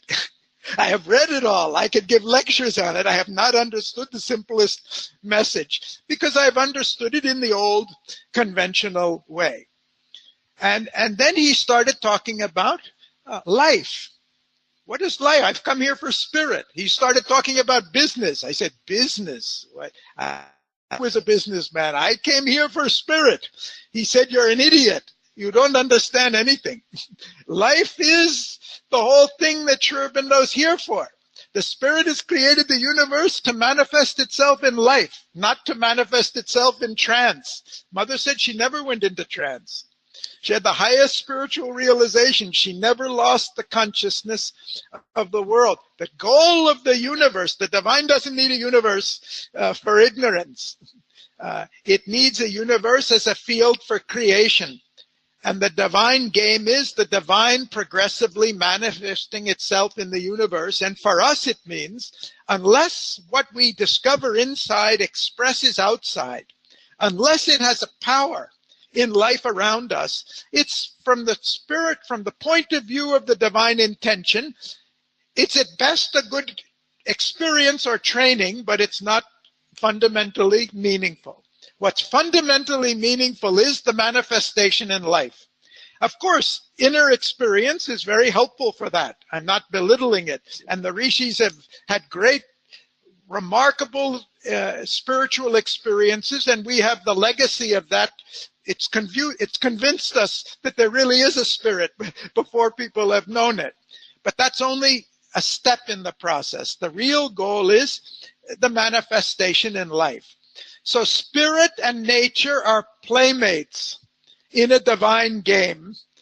And the divine, that's the two poles of existence. And the goal is a divine manifestation.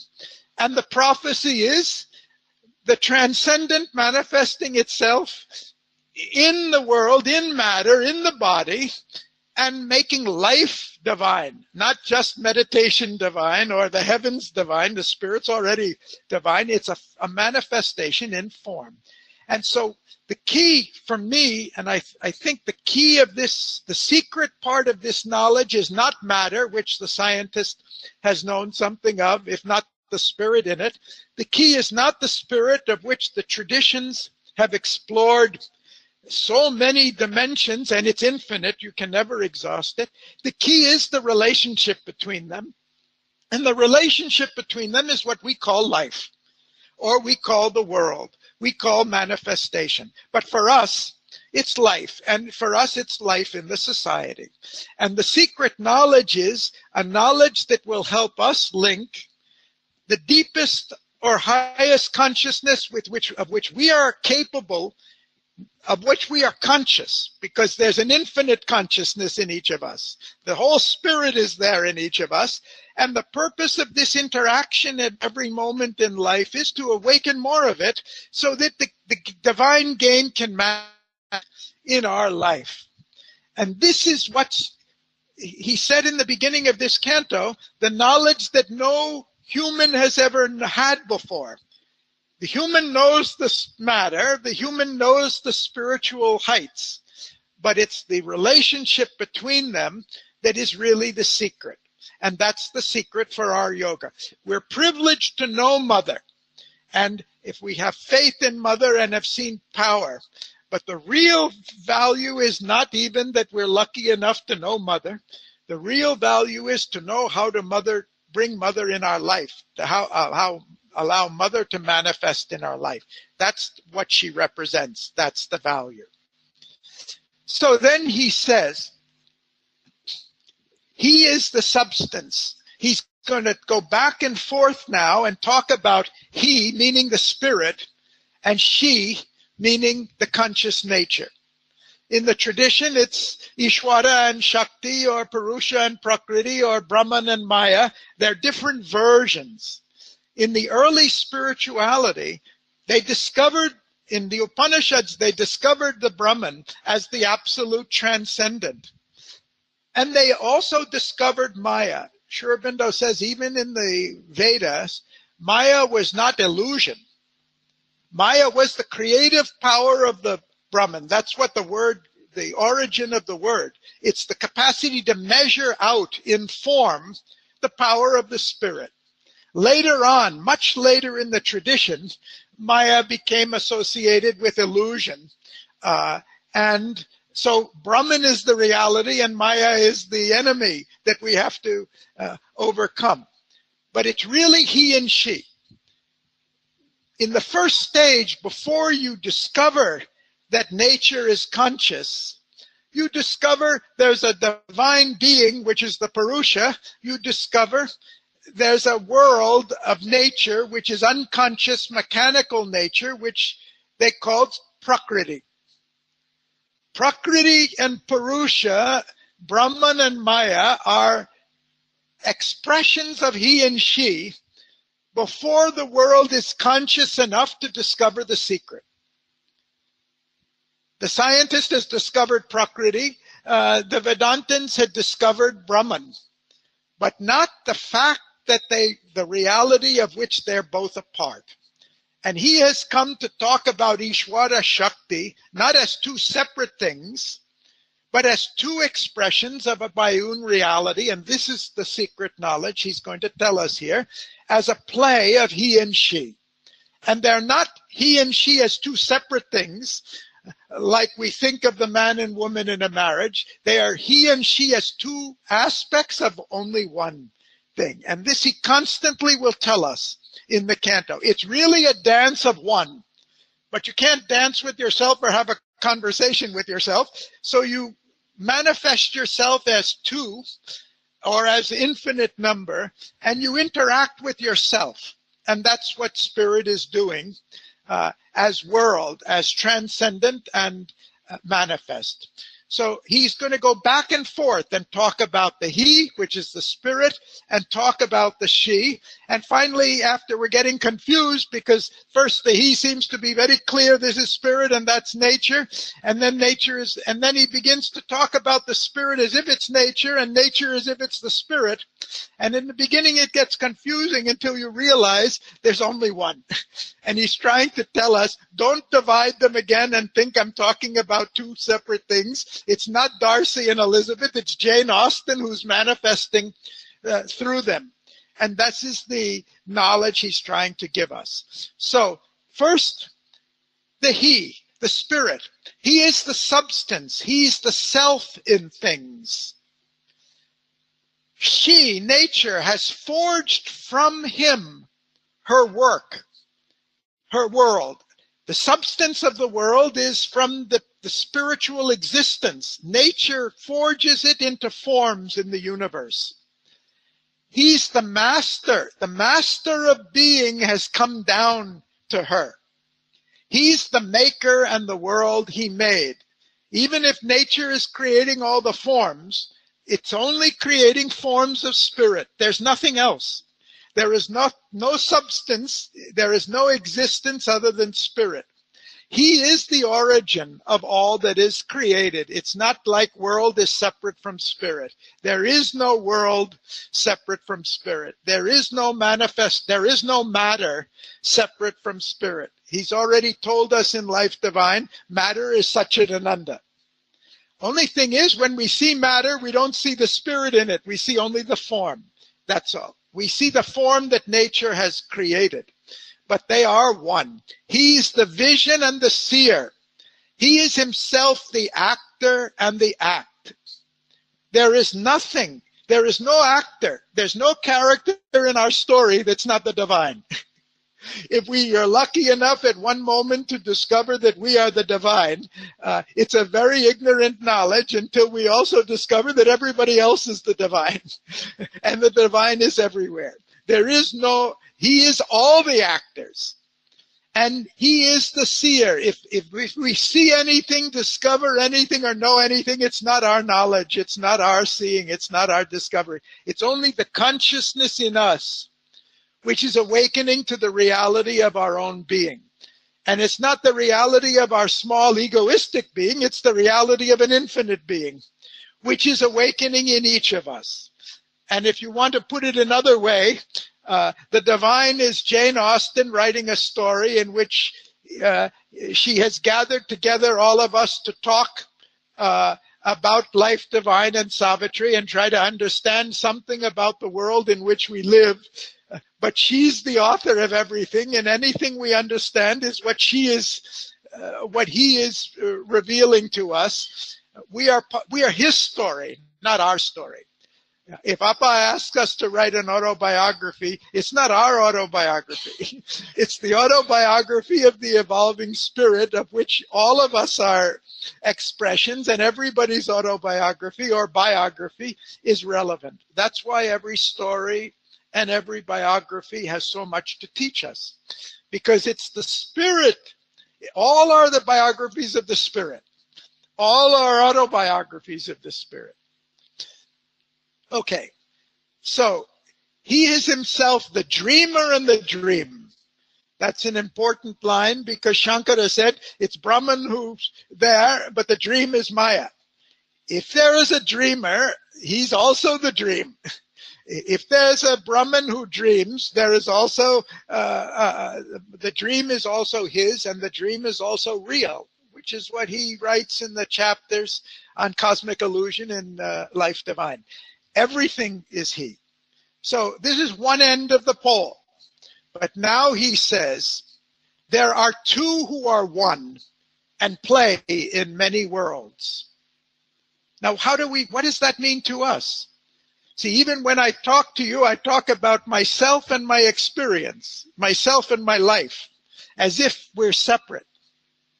They're inseparable, because my life is a direct expression, my experience is a direct manifestation of my consciousness and what I need for my evolution. They're not two things. So if something happens around me, I want to say, well, I'm like this, but that's like that. I draw a line. Of course, again, if something good happens, I say it's connected with me. There is only one. I experience it as a center of consciousness, as you do. Something happened to me. It's not something happened to me. Something of me happened to me. Something of my world, something needed for my evolution has come as my experience. My experience and my consciousness are not different. They're two expressions, because I'm not really aware of who I am. If I really am aware of who I am, I know I'm an infinite and immortal being, and all of us are.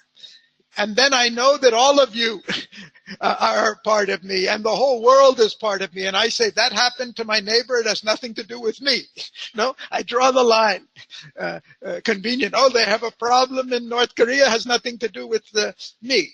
So until we become really aware of who we are, we experience the world as two, as what is us and what is outside of us.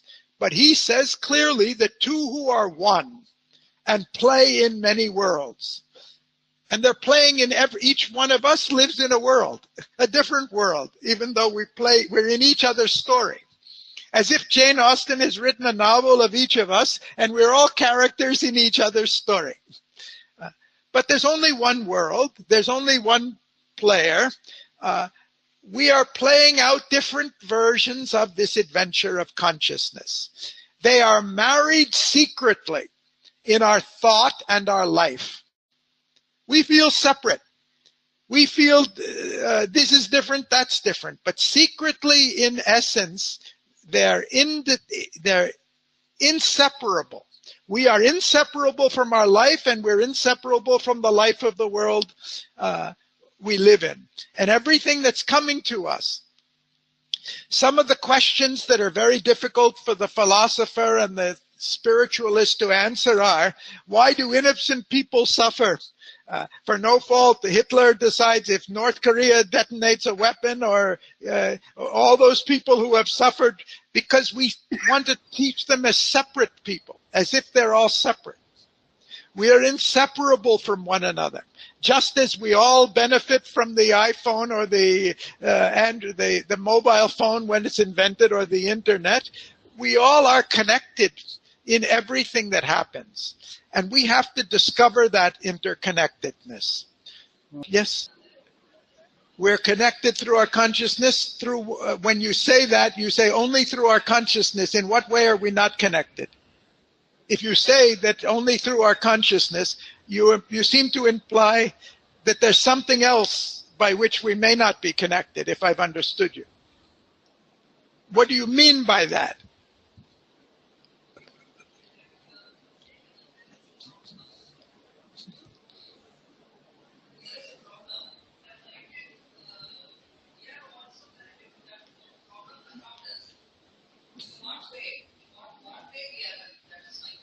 I could ask you, in what way are we not connected? The reality is one.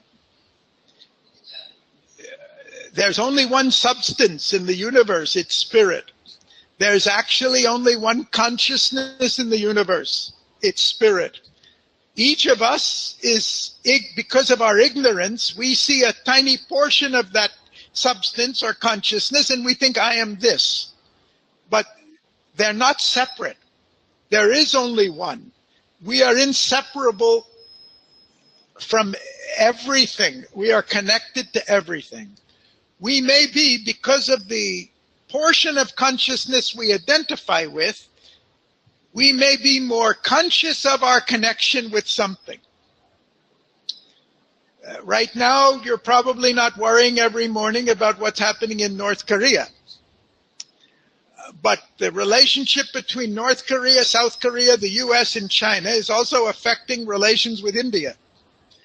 The confrontation that India and China had on the border, which apparently doesn't have anything to do with Korea, is also linked to the fact of China is supporting Pakistan, and China is trying to build up itself militarily as its security against the U.S. All are connected.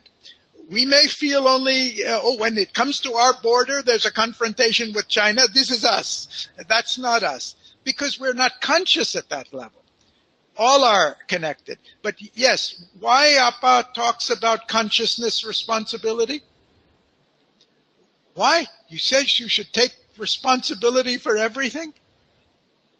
Wow, I have enough problems of my own without being responsible for everybody else. It's another way of saying you should become conscious of who you really are. You are everything. You are connected with everything. And your real power comes not when you say, I'll take care of myself and everybody take care. Your real power comes when you identify with others and take responsibility for them, because they are not separate. They really are you. And you have that power. In fact, your power grows only in the measure you expand your consciousness responsibility. So by taking responsibility for others, you grow from your egoistic divided being into your real being, which is universal. And you take it to the extreme, just so it's clear. Mother and Sri Aurobindo came down to transform the earth. They didn't say they're responsible for themselves. They weren't here for their own spiritual progress. They were here to work for the progress, the evolutionary progress of the divine on earth. They said that's our responsibility. And that's what they would want us to work for, because only when you're really working for the evolution of the divine on earth, you're really working for your true self and not your ego. I want to work for my career or my prestige or my benefit. I'm not identifying with the real power in myself. When somebody says, I want to save the world, it may sound outrageous and ambitious, but it means they're maybe, if it's not vanity, maybe they're really becoming conscious of the truth. That the I in them, which is not the ego, can change the world. I know, I understood that from Mother and Sri Aurobindo, because they did it and we know. But when I saw what initiatives Appa has taken and how they were expressed at the national level or the international level, I only realized the real truth of it. The devotees have seen it. You pray for rain and rain comes for all of Tamil Nadu. We don't always pray for all of Tamil Nadu. No, we take a moment to take consciousness responsibility and look at what's happened to the rain and the reservoirs. No. So that's us moving from our small, ignorant, egoistic self to the truth of our being. Okay? Go ahead, Ashok.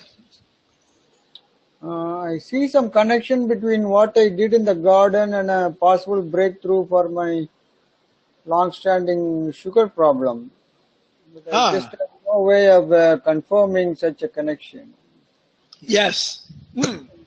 For a long time, the office area in the garden has been kept in the dark because of want of electricity. 2 years ago, I put up some street lights around the garden office area and put up bulbs in the cow shed, chicken shed, like that. One day, an officer from the electricity department came and he saw the bulbs in the chicken shed and cow shed, and he saw the street lights, and he said, "You have been given free pump set, free current for pump set only. You are misusing the pump set free current to illuminate street lights and chicken shed and cow shed. All that should be disconnected. So he cut off connection to the street light, chicken shed and cow shed and all. After that, for 2 years, the garden office area has been without current. We had only one domestic bulb for the office. So recently I decided this should not be like this, and we should spend some amount, put up some solar panels and re-illuminate the street light, chicken shed, cow shed, like that.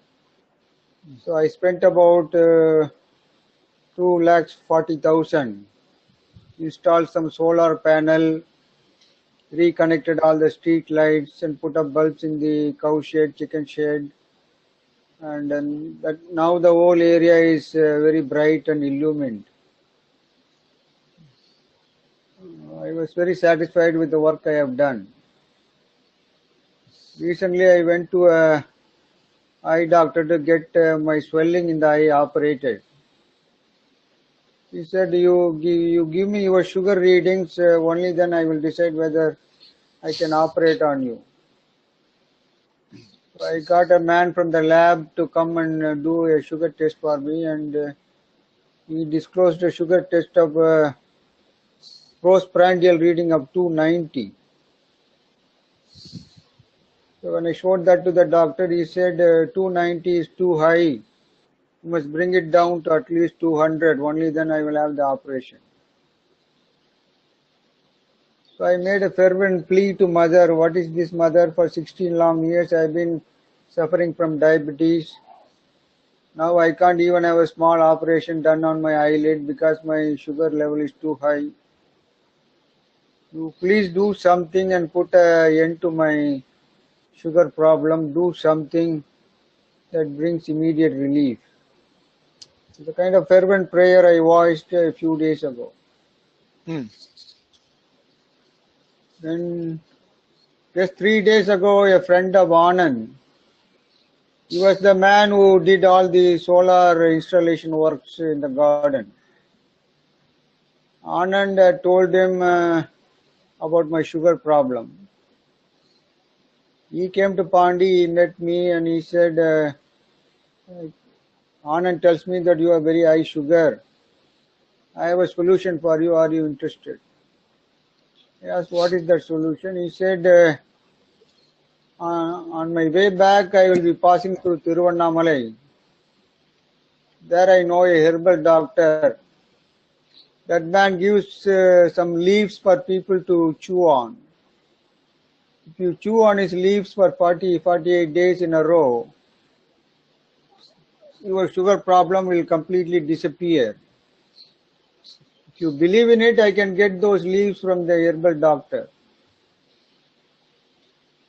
I've been spending 1,500 rupees every month for purchasing sugar medication. Here he comes and tells me if you simply chew on some leaves for 48 days, your sugar problem will completely disappear. I said, all right, this sounds very interesting. Please meet the doctor and get me those leaves.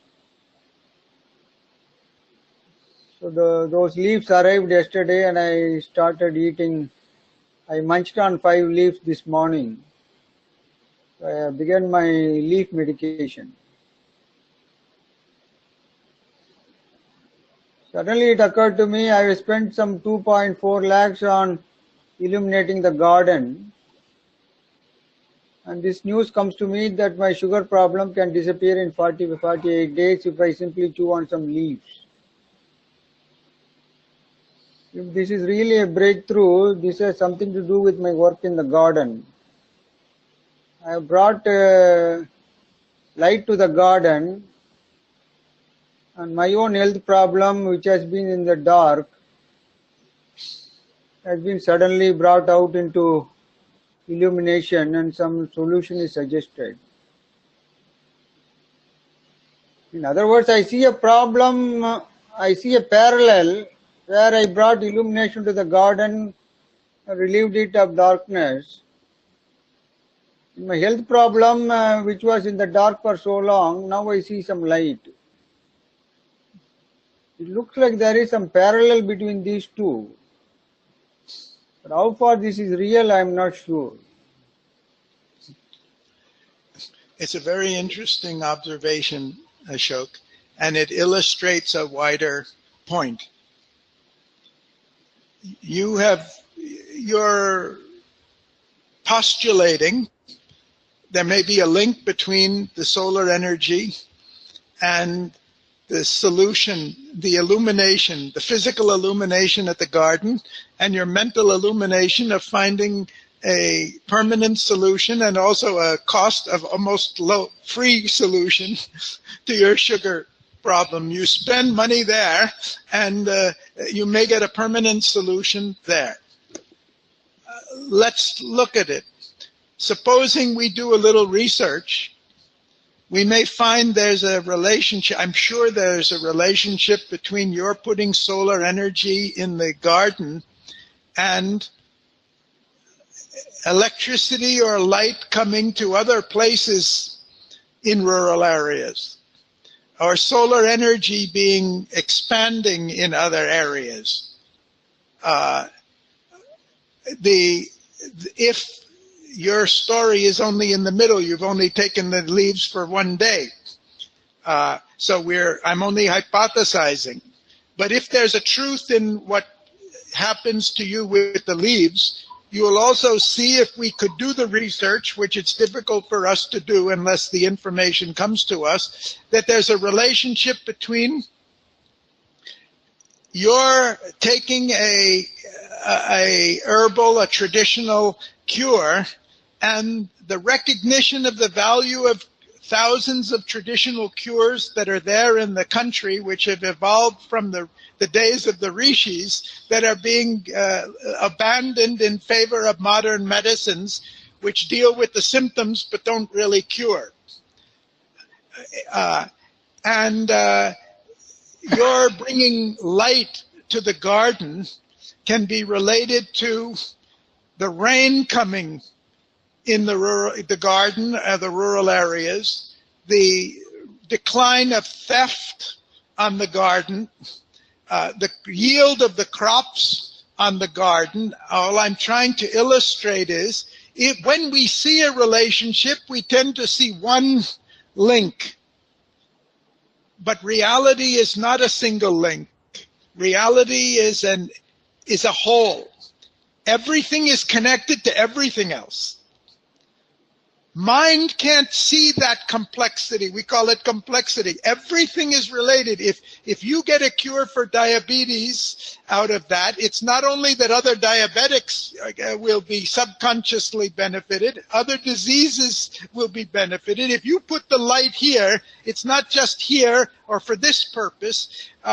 Everything is connected to everything else. Science is trying to follow each of the individual connections in something that is so complex they can never map the whole, because they take everything as separate from everything else. What Ashok does with solar panel has nothing to do with diabetes or chewing leaves. And what you do in the garden has nothing to do with what happens other places unless they come and imitate you. The scientist sees everything as separate. The spiritual truth is everything is one and everything is interrelated. So you're looking and seeing a relationship. You know, I think we all have that experience. If something good happens and we see a reason for that. Now I know why the luggage came first or why the luggage went last. And we think we got the answer. I remember for many events this happened, but in one case, Appa wrote a list of reasons for something happening. We'll be content to say, find one reason if it's a good thing, especially if we did it, and if it's a bad thing, especially if we can point to somebody else. Now I know why it happened. But good or bad, things are never separate. So the idea of seeing a link, a single link, which is difficult, we all know that. Even to get one link is often difficult, and then we stop. I got the answer now. I know the reason. It's never complete. It's always partial. To see the process is to see the interlinkage with everybody. We cannot do that through the mind because the mind only knows by division. I commend you for the effort. As Sri Aurobindo says in chapter 1, don't stop in the middle. Keep exploring the linkages between what you've done on solar energy and everything. In terms of light, in terms of rain, in terms of yields in the garden, in terms of rural development, in terms of money coming to you, in terms of everything. Because for us, garden prosperity is different from what happens in the house, and health is different from light. Everything is connected with everything else because ultimately the reality is one. So it's a wonderful initiative. It's good that you're thinking. Don't stop in the middle, keep going. And that you're really thinking. That's the process of discovery. Wonderful example. Okay. Huh? Okay, good. Wonderful example. You're thinking of rightly. So he says, the universe is a dream. That's what Shankara said. Universe is a dream. But he says, the universe is a dream fact of truth. A dream fact, vision of a truth. The first line is, the universe is an endless masquerade. He didn't say it's an endless illusion. What is a masquerade? A masquerade is something appearing as something else. A masquerade is not an unreality appearing as a reality. It's not an illusion appearing as a fact. It is something appearing as something else. The world that we see around us, in which everything is separate or unconscious or chance or anything, is a masquerade for a conscious force behind it, for a conscious intention, for a divine evolution. It's a dream fact vision of a truth. The truth is the real idea, the real ideas that are manifesting. The dream fact is because we are seeing those real ideas through the ignorance of mind, through an evolving ignorance, so we never see the truth of it. When the electricity people come and say we're not giving you free electricity for your lighting around we're only giving you free electricity for your pump sets, therefore we disconnect all of this other power. We miss the fact. Actually, this is a stimulus for us to find a permanent solution that will give light. We live in a country of sun. India need not have a shortage of electricity anywhere. We can have light everywhere 24 hours a day if we harness the energy of the sun. We have to see what the truth is behind the fact or the appearance in everything that happens. And he says, the they here is he and she, spirit and nature. They have made their play with us for roles. It's nice. Jane Austen has written her story with Darcy, Elizabeth, Jane Bingley, and the Bennets for roles. But the story is her story. The story is her creation. The divine, we are only roles in the divine play, but we're not just roles, because in essence we are the divine. We are also the Jane Austen. We are also the being that's manifesting itself as this. So we have made ourselves roles in our own play, like Jane Austen writing a part for herself when Lizzie meets Jane Austen in the story. Lizzie's meeting Jane Austen is in every character in the story. We are in every character in the story. We are also the he and the she in our true nature, not in our individual ignorance. So he's trying to show us we take partial truths as if they're the whole truth. We see one link and we think, we are the author, we are the actor, we are the play, and every everything and everybody is also us. That's philosophical because that's not the consciousness we live in, but it has a very practical value because it tells us that everything that happens to us, everything that happens around us, everything that we hear about is connected to us. As you said, is linked to us in consciousness. And the key for us in everything is, what should I learn from this? Why does this come to me? What progress can I make to become more conscious? I hear Ashok's story about his diabetes or his solar panels. What does it have to do with me? Oh, it's his story. No. Everything that happens, everything we see, everything we read about, everything around us has a relevance to us. The more we awaken, the more we will see, we'll live in everyone around us. And the spiritual being, the being in cosmic consciousness lives in everybody and lives in the whole world because they see that they know themselves in the world and they see the process of their self-discovery in everything around them. So you see how he's trying to get us out of the mind's fragmented, limited definitions. Very difficult. Even when you say he and she, oh, now I got the secret knowledge. There's a he and a she. No, he's the he and a she are only one. So he constantly through here is trying to break down the divisions that mind poses on the reality. He says he moves there in the world as the soul, as nature she. She moves here as nature. But he's not limited to the soul. He's the Ishvara. He's the pure spirit. And she's not limited to what we know of nature.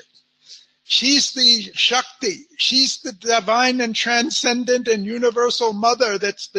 She is the consciousness force of the Supreme.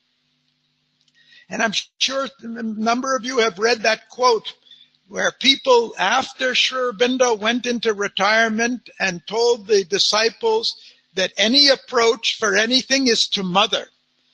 The disciples, some of them had been there before Mother came. And then she's a woman. And worse than that, she's a Frenchman.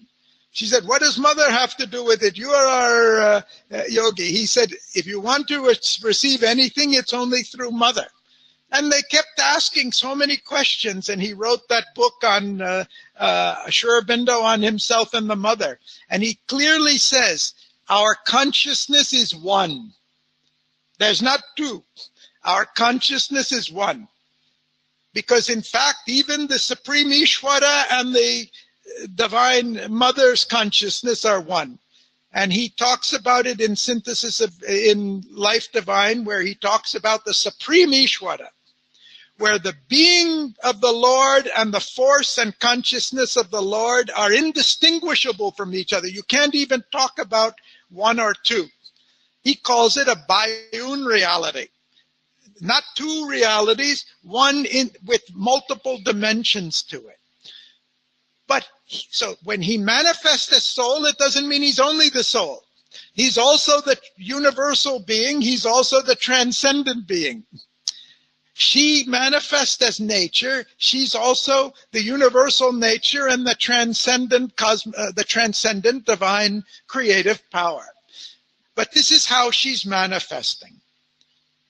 She has concealed her glory and her bliss. When we see nature come, whether it comes as a cyclone or a rain or sunshine or good fortune, a nice law or whatever, prosperity, whatever it comes at, we don't see behind that force. The whole of the Divine Mother is there. The whole of the divine power is there. That you get a glimpse at when you pray intensely for something and bring Mother to that, and you see either she changes our situation or she changes the situation for everybody. When you pray for rain, it normally doesn't come just at your house or on your land. It comes everywhere. Because behind the appearance, is something that's universal and transcendent. This is only the appearance. This is only the masquerade. The goal is to get behind the mask, get behind the appearance to that which is trying to manifest itself. And that ultimately becomes the divine life. So she is concealing her real glory, and he too wears a diminished Godhead here. He too. He's such a diminished Godhead here that we think of our ego as if it's the center of the world and everything. Our ego itself is a mask and a masquerade for our soul. Our soul is a very small speck of a cosmic and transcendent divine Ishvara being. The Ishvara itself is a limitation of the omnipresent reality, which can't be limited even by a name or a word or a form. But what we need to know is that everything that comes to us is a diminished masquerade for something greater.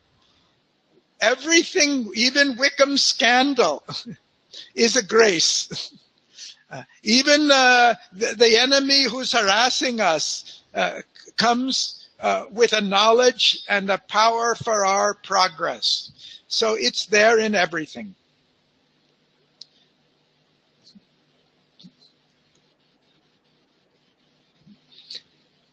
Now it's getting, he goes a little further into the relationship between them, because first he says he's the substance and the self and she's the conscious force. Now he says he knows her only, he has forgotten himself. The spirit knows only her, meaning nature, and has forgotten himself. What is he talking about here? It's a personal message to each of us. Each of us is the spirit, the conscious spirit. We have forgotten ourselves. I think I am my body. Don't hurt me. I think I am my vital. Please satisfy my desires. I think I'm on my thoughts. Please listen to me. My opinion is very valuable. And please do what I want. My will is very important. Because I am not identified with myself, which is the he, the spirit in me. I'm identified with my nature and a very small part of it too. If Appa says I can earn 100 crores, I think, how can I earn 100 crores? I'm a small, limited person. Both are true. It's not the small, limited person that can earn the 100 crores. It's the spirit in me, or the power of mother, which that spirit can evolve, that can earn the 100 crores. So we are that ignorance. We are that spirit in the ignorance, and the ignorance is that we identify with a limited, small, divided, egoistic surface personality in mind, at the best, or in vital, or simply a body. And we're trying to know ourselves.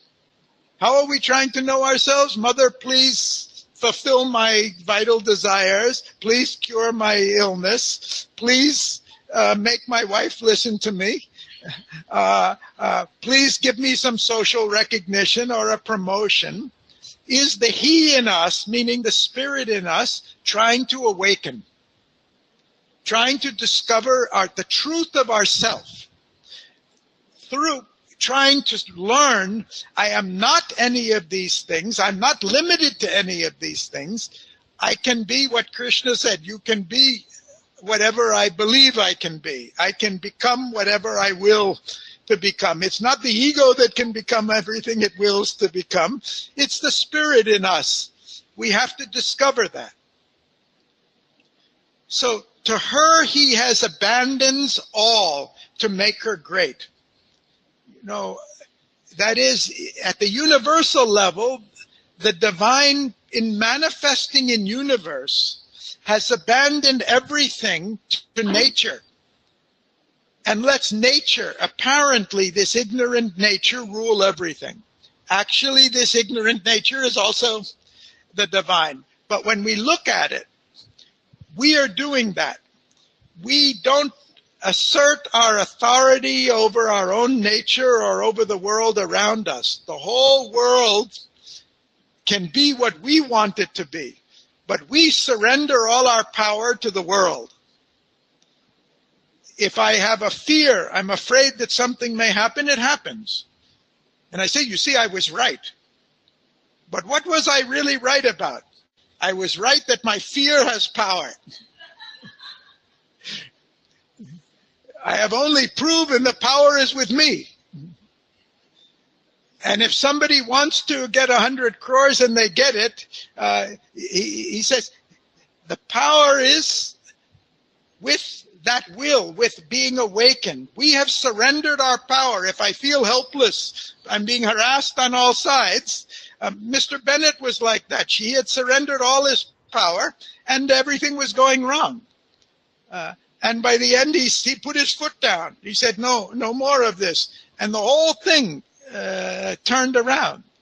No, it was true for Lizzie. It's true for all of us all the time. If there is a power that has power over us, it's because we have surrendered to it.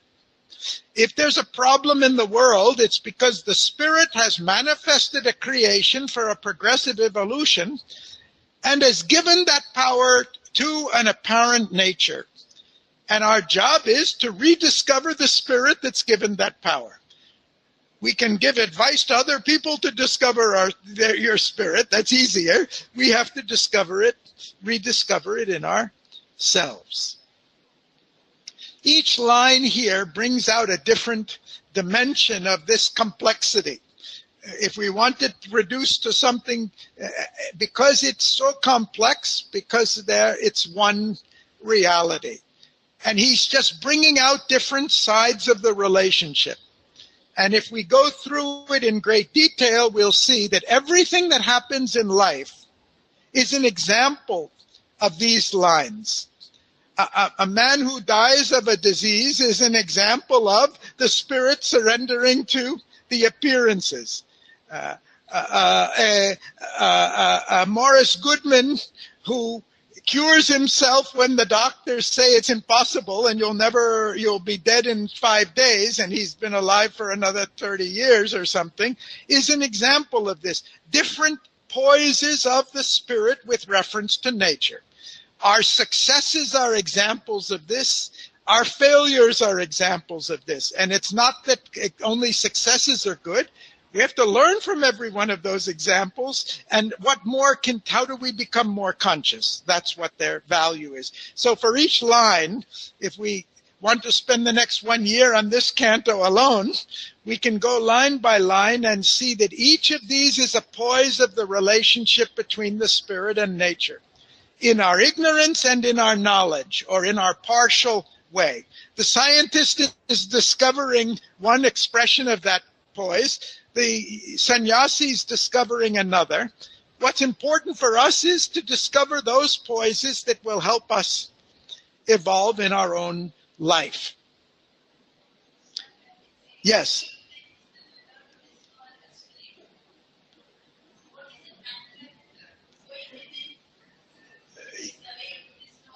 You're asking what is the practical method? You know all the practical methods already, but you don't know why you're using them. Because if I have to answer the question fully, I have to give you all the list of the things you already know. All the methods that we move are what? They are methods to move us to become more conscious. When I'm thinking it's a helpless situation, then Appa said, call mother. Calling mother is a way to become more conscious. If I call mother, but something in me really doesn't believe mother will respond, he says, you consecrate to mother. Consecrating to mother is to realize the problem is not outside. The problem is because of my own attitudes, my own beliefs, my own habits. If I'll consecrate those to mother, then she can act. When I want everybody to listen to what I say and my wife is not, or anybody's not listening to me, he says practice silent will. Meaning, don't ask, because it's my pushing and asking that is preventing mother from acting. when I'm taking all initiatives like Mrs. Bennett and everything's going wrong, Appa says, don't take initiative. Why? Because it's my ego that's taking initiative. My ego is not the spirit. And if I can detach from the ego, the mother can act. When he says, if you forget the problem, it will go away, is because my ego and my mind are preoccupied by the problem and creating the problem by its attention. And when I forget it, it happens. So each solution which you already know and you've already seen the power is an act of moving to be more conscious. What does it mean to be more conscious? It's different at each moment, according to what, if it's a physical thing, a vital thing, a mental thing, an attitude, a value, an understanding. Because consciousness is, what does it mean to become more conscious? How do I know I'm becoming? Well, when you really know that you're infinite and eternal, and you're one with everything else, we can say maybe you're fairly conscious. And remember, Aswapati achieved that in Canto 3, and he's still going further. So there's something beyond that. We know the direction anyway. All the methods are intended to move us in the direction to becoming more conscious of the divine within us. And your original point, I don't want to lose it. Yes, he's been telling us in every canto and every chapter, the first step is to go within. But if you go within and only think of yourself as separate, you don't reach the universal. You may not reach the transcendental. Going within to reach the psychic is the first essential step. From the psychic to universalize and discover the psychic or the soul in others, and to discover that they're all manifestations of a transcendent being. And then he says, don't stop in the middle. Why do you want to go out of creation and think only the transcendent is the divine? The universe is all those are divine. It's not just in the superconscient, it's in the inconscient. You have to discover the divine in the inconscient, which he's going to come to later in the canto. So as long as you understand by being conscious, it's not one thing. It is a multi-dimensional consciousness, which it's an infinite consciousness, and it's an eternal consciousness. Only when we know we're eternal and we're infinite. And that's probably, we're only halfway there, right? Okay. But yes, you know, good question. Okay. Well, I think I'll stop with this slide. And this we have discussed in Life Divine also. This play, for us, we are in the ignorance and trying to come out of it. He calls this the divine play or the divine game. And as Ashoka has often said, the divine may be having a great time of it, but sometimes I don't feel it's a lot of fun. When we're in the ignorance, when we're identified with the ignorance, especially when we're identified with the nature as the partial ignorance, it's not a lot of fun. But every act for that consciousness, which is for Jane Austen, I have used that analogy before. For Jane Austen, when she wrote the scene of Darcy and Elizabeth at Hunsford, and when they were abusing each other over the wedding invitation, and especially when Elizabeth and Lady Catherine meet at Longbourn and are in their quarrel, I know that she must have enjoyed every minute of writing it. And I know the actresses who played the part of Lizzie and Lady Catherine, they must have had a hard time not laughing, because it was so delightful to have that confrontation, to play the roles of that confrontation. The key for us is, can we discover the delight in everything that's happening to us? How do we discover the delight? We come out of the ego. We realize this is happening to me for my consciousness. This is happening to me for my progress, whatever it is. I remember when we received the order from the court, the telegram from the court that Appa had lost the Beautyland case. He sat on his bed and he started to laugh. I was feeling this is a time to feel very sorry and sad and very serious, and he started to laugh. He knew in the depths of his being, it's only something greater that's coming. Beautyland came back, and Beautyland multiplied in its value later on. He was able to receive that news from the depths of his being, not from the surface ego. Oh, I have been defeated. Mother has not answered my prayer. Something bad has come. That devil has cheated and bribed the judge or anything else. So that's what Mother calls the sunlit path. No? There is a poise, a true poise, from which we can take whatever comes as a grace for our progress and release the delight in that experience. There is something in us, not the ego, not the mind, not my social personality. There is something in us that feels that delight in everything that comes to us. The soul knows, the psychic knows the delight that's coming.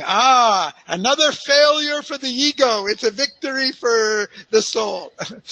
Another great lesson that will lead me to greater discovery.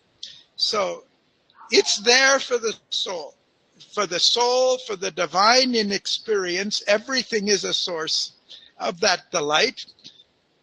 Spirit delights in nature when it surrenders. It delights when it becomes ignorance, because the spirit has become the ignorance. The spirit has created all of these things. It delights in the discovery and the evolution as well. So he's going to portray in something that the only analogy that this can be is the analogy of marriage, because the complexity of the relationship between spirit and nature, he and she, is the complexity of the most infinitely complex relationship. Even when he surrenders, he takes delight in her domination. Even when he asserts, she takes delight in submitting. He's going to use all the metaphors that we know of the human relationship to describe something that's indescribable in human terms. So I think we have the divine plan with two ends. We've talked something about nature, and now he's talking about the relationship. And he's surrendering to her, though ultimately she's surrendering to him. But actually, at the end, you'll find nobody's surrendering to anybody because they're both one.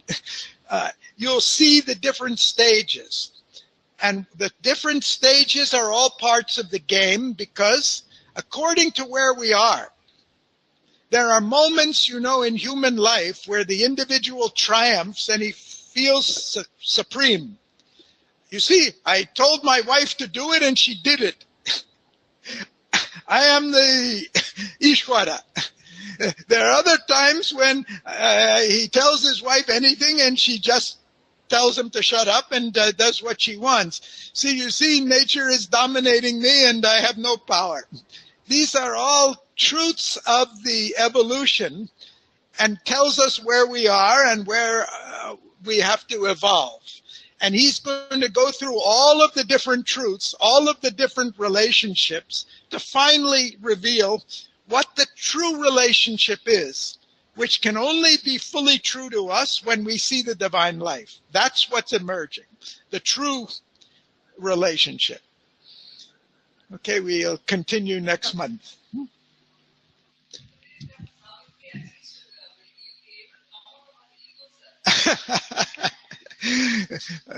At the end of Savitri, at the end of what? At the end of reading Savitri, the end of lectures on Savitri, or the end of living Savitri? This is that he said that, Appa said that life divine is the horoscope of the universe. The horoscope of the universe has a long history and a long future to it.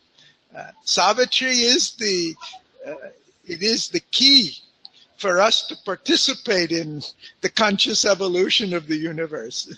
The divine itself is not anxious to come out of the universe. It's enjoying the play. Let us at least enjoy it. Let us at least make every moment a moment of self-discovery and delight. It's not going to end. He says the universe doesn't end when you come out of suffering and ignorance. He said, then you go from the evolution in the ignorance to the evolution in the knowledge, the spiritual evolution. Then it's a conscious evolution. We're still in the unconscious evolution. Evolution is not going to end. Ignorance will end. So we can take it as a personal challenge to evolve out of ignorance. Thank you. Sir? Yes, question? There is a question from Mr. Senthil Murugan, sir. Yes, please. Welcome. When we understand the glimpse of secret knowledge, is the purpose of it to align with the cosmic movement and also align with our destiny? He says, for example, what would happen if Darcy had the glimpse of secret knowledge that Elizabeth was going to be her soulmate during his first meeting? If he proposed right instead of calling her tolerable, would that be against Divine's plan? That is Arthur's plans, Jane Austen. The divine plan is... Yeah, go ahead, please. Please continue. I thought it was... Okay. Yeah, one please. more. Yeah, no hurry. Because the Divine's plan was he had to outgrow his pride and arrogance first before marrying Elizabeth.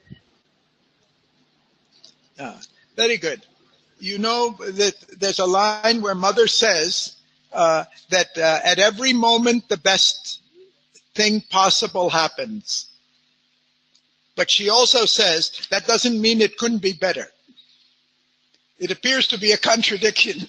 First she says the best thing is happening, and then she says it could have been better.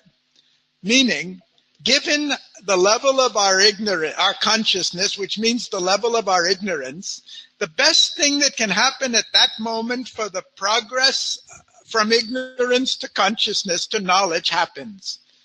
But at every moment we have the option of becoming more conscious, of learning more from the situation, and that will change what happens instantly.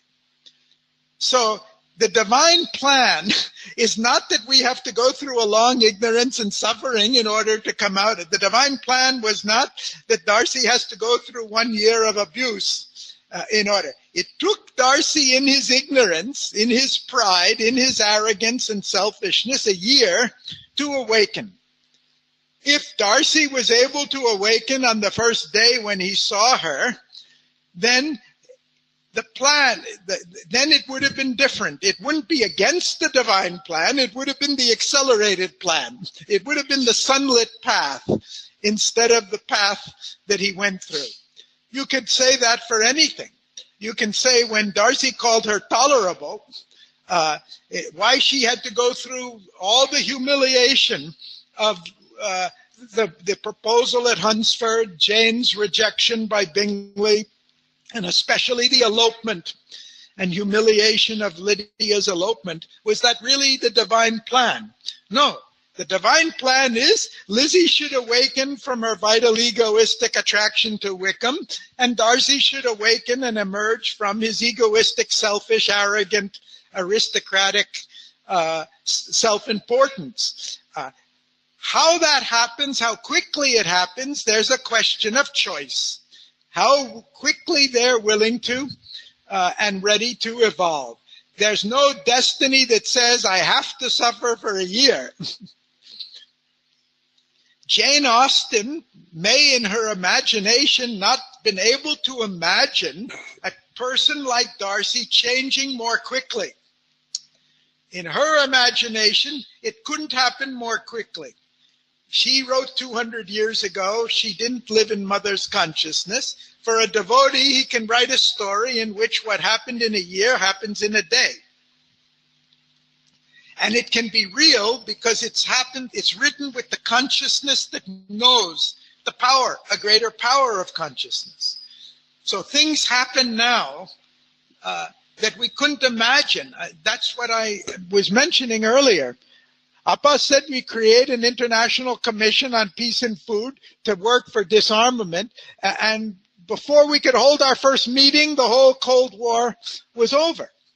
It was inconceivable to everybody in the world. Nobody conceived of it. When in 1989, Soviet President Gorbachev and the German Chancellor Kohl were talking, and they both agreed that the reunification of Germany, which had been divided for 50 years during the Cold War by the Soviet side on one side and the Allies on the other, that eventually it should be reunited. Germany should be reunited the way we still want India to be reunited. But they both agreed that it will take at least 30 years. This was in 1989. By 1991, Germany was reunited. So it wasn't a divine plan that it should take 30 years for Germany to be reunited. They saw a possibility. They didn't realize how quickly it could be done if the right actions were taken. Sri Aurobindo said in 1904 that India can and would and should become completely independent from the British. It should become its own nation. In 1910 or 1912, I don't remember which, he said it's already happened in the subtle plane. It took until 1947 to be achieved in fact. It doesn't mean it had to take until 1947. Rather, he says it could have happened much, much quicker if the leaders had been more conscious, had not done things the way they did them. Even the British were ready to give it earlier. So the length of time it takes and the process is not written in, carved in stone, as we say. The goal and the result is written. The process depends on us. How conscious we are and how willing we are to make a further effort of consciousness to progress more. And that's the opportunity we have every day. Very good question, Senthil. Thank you for that. Okay, we'll resume next month. Thank you. On behalf of all devotees, I'm thanking Mr. Garry sir and closing the session now.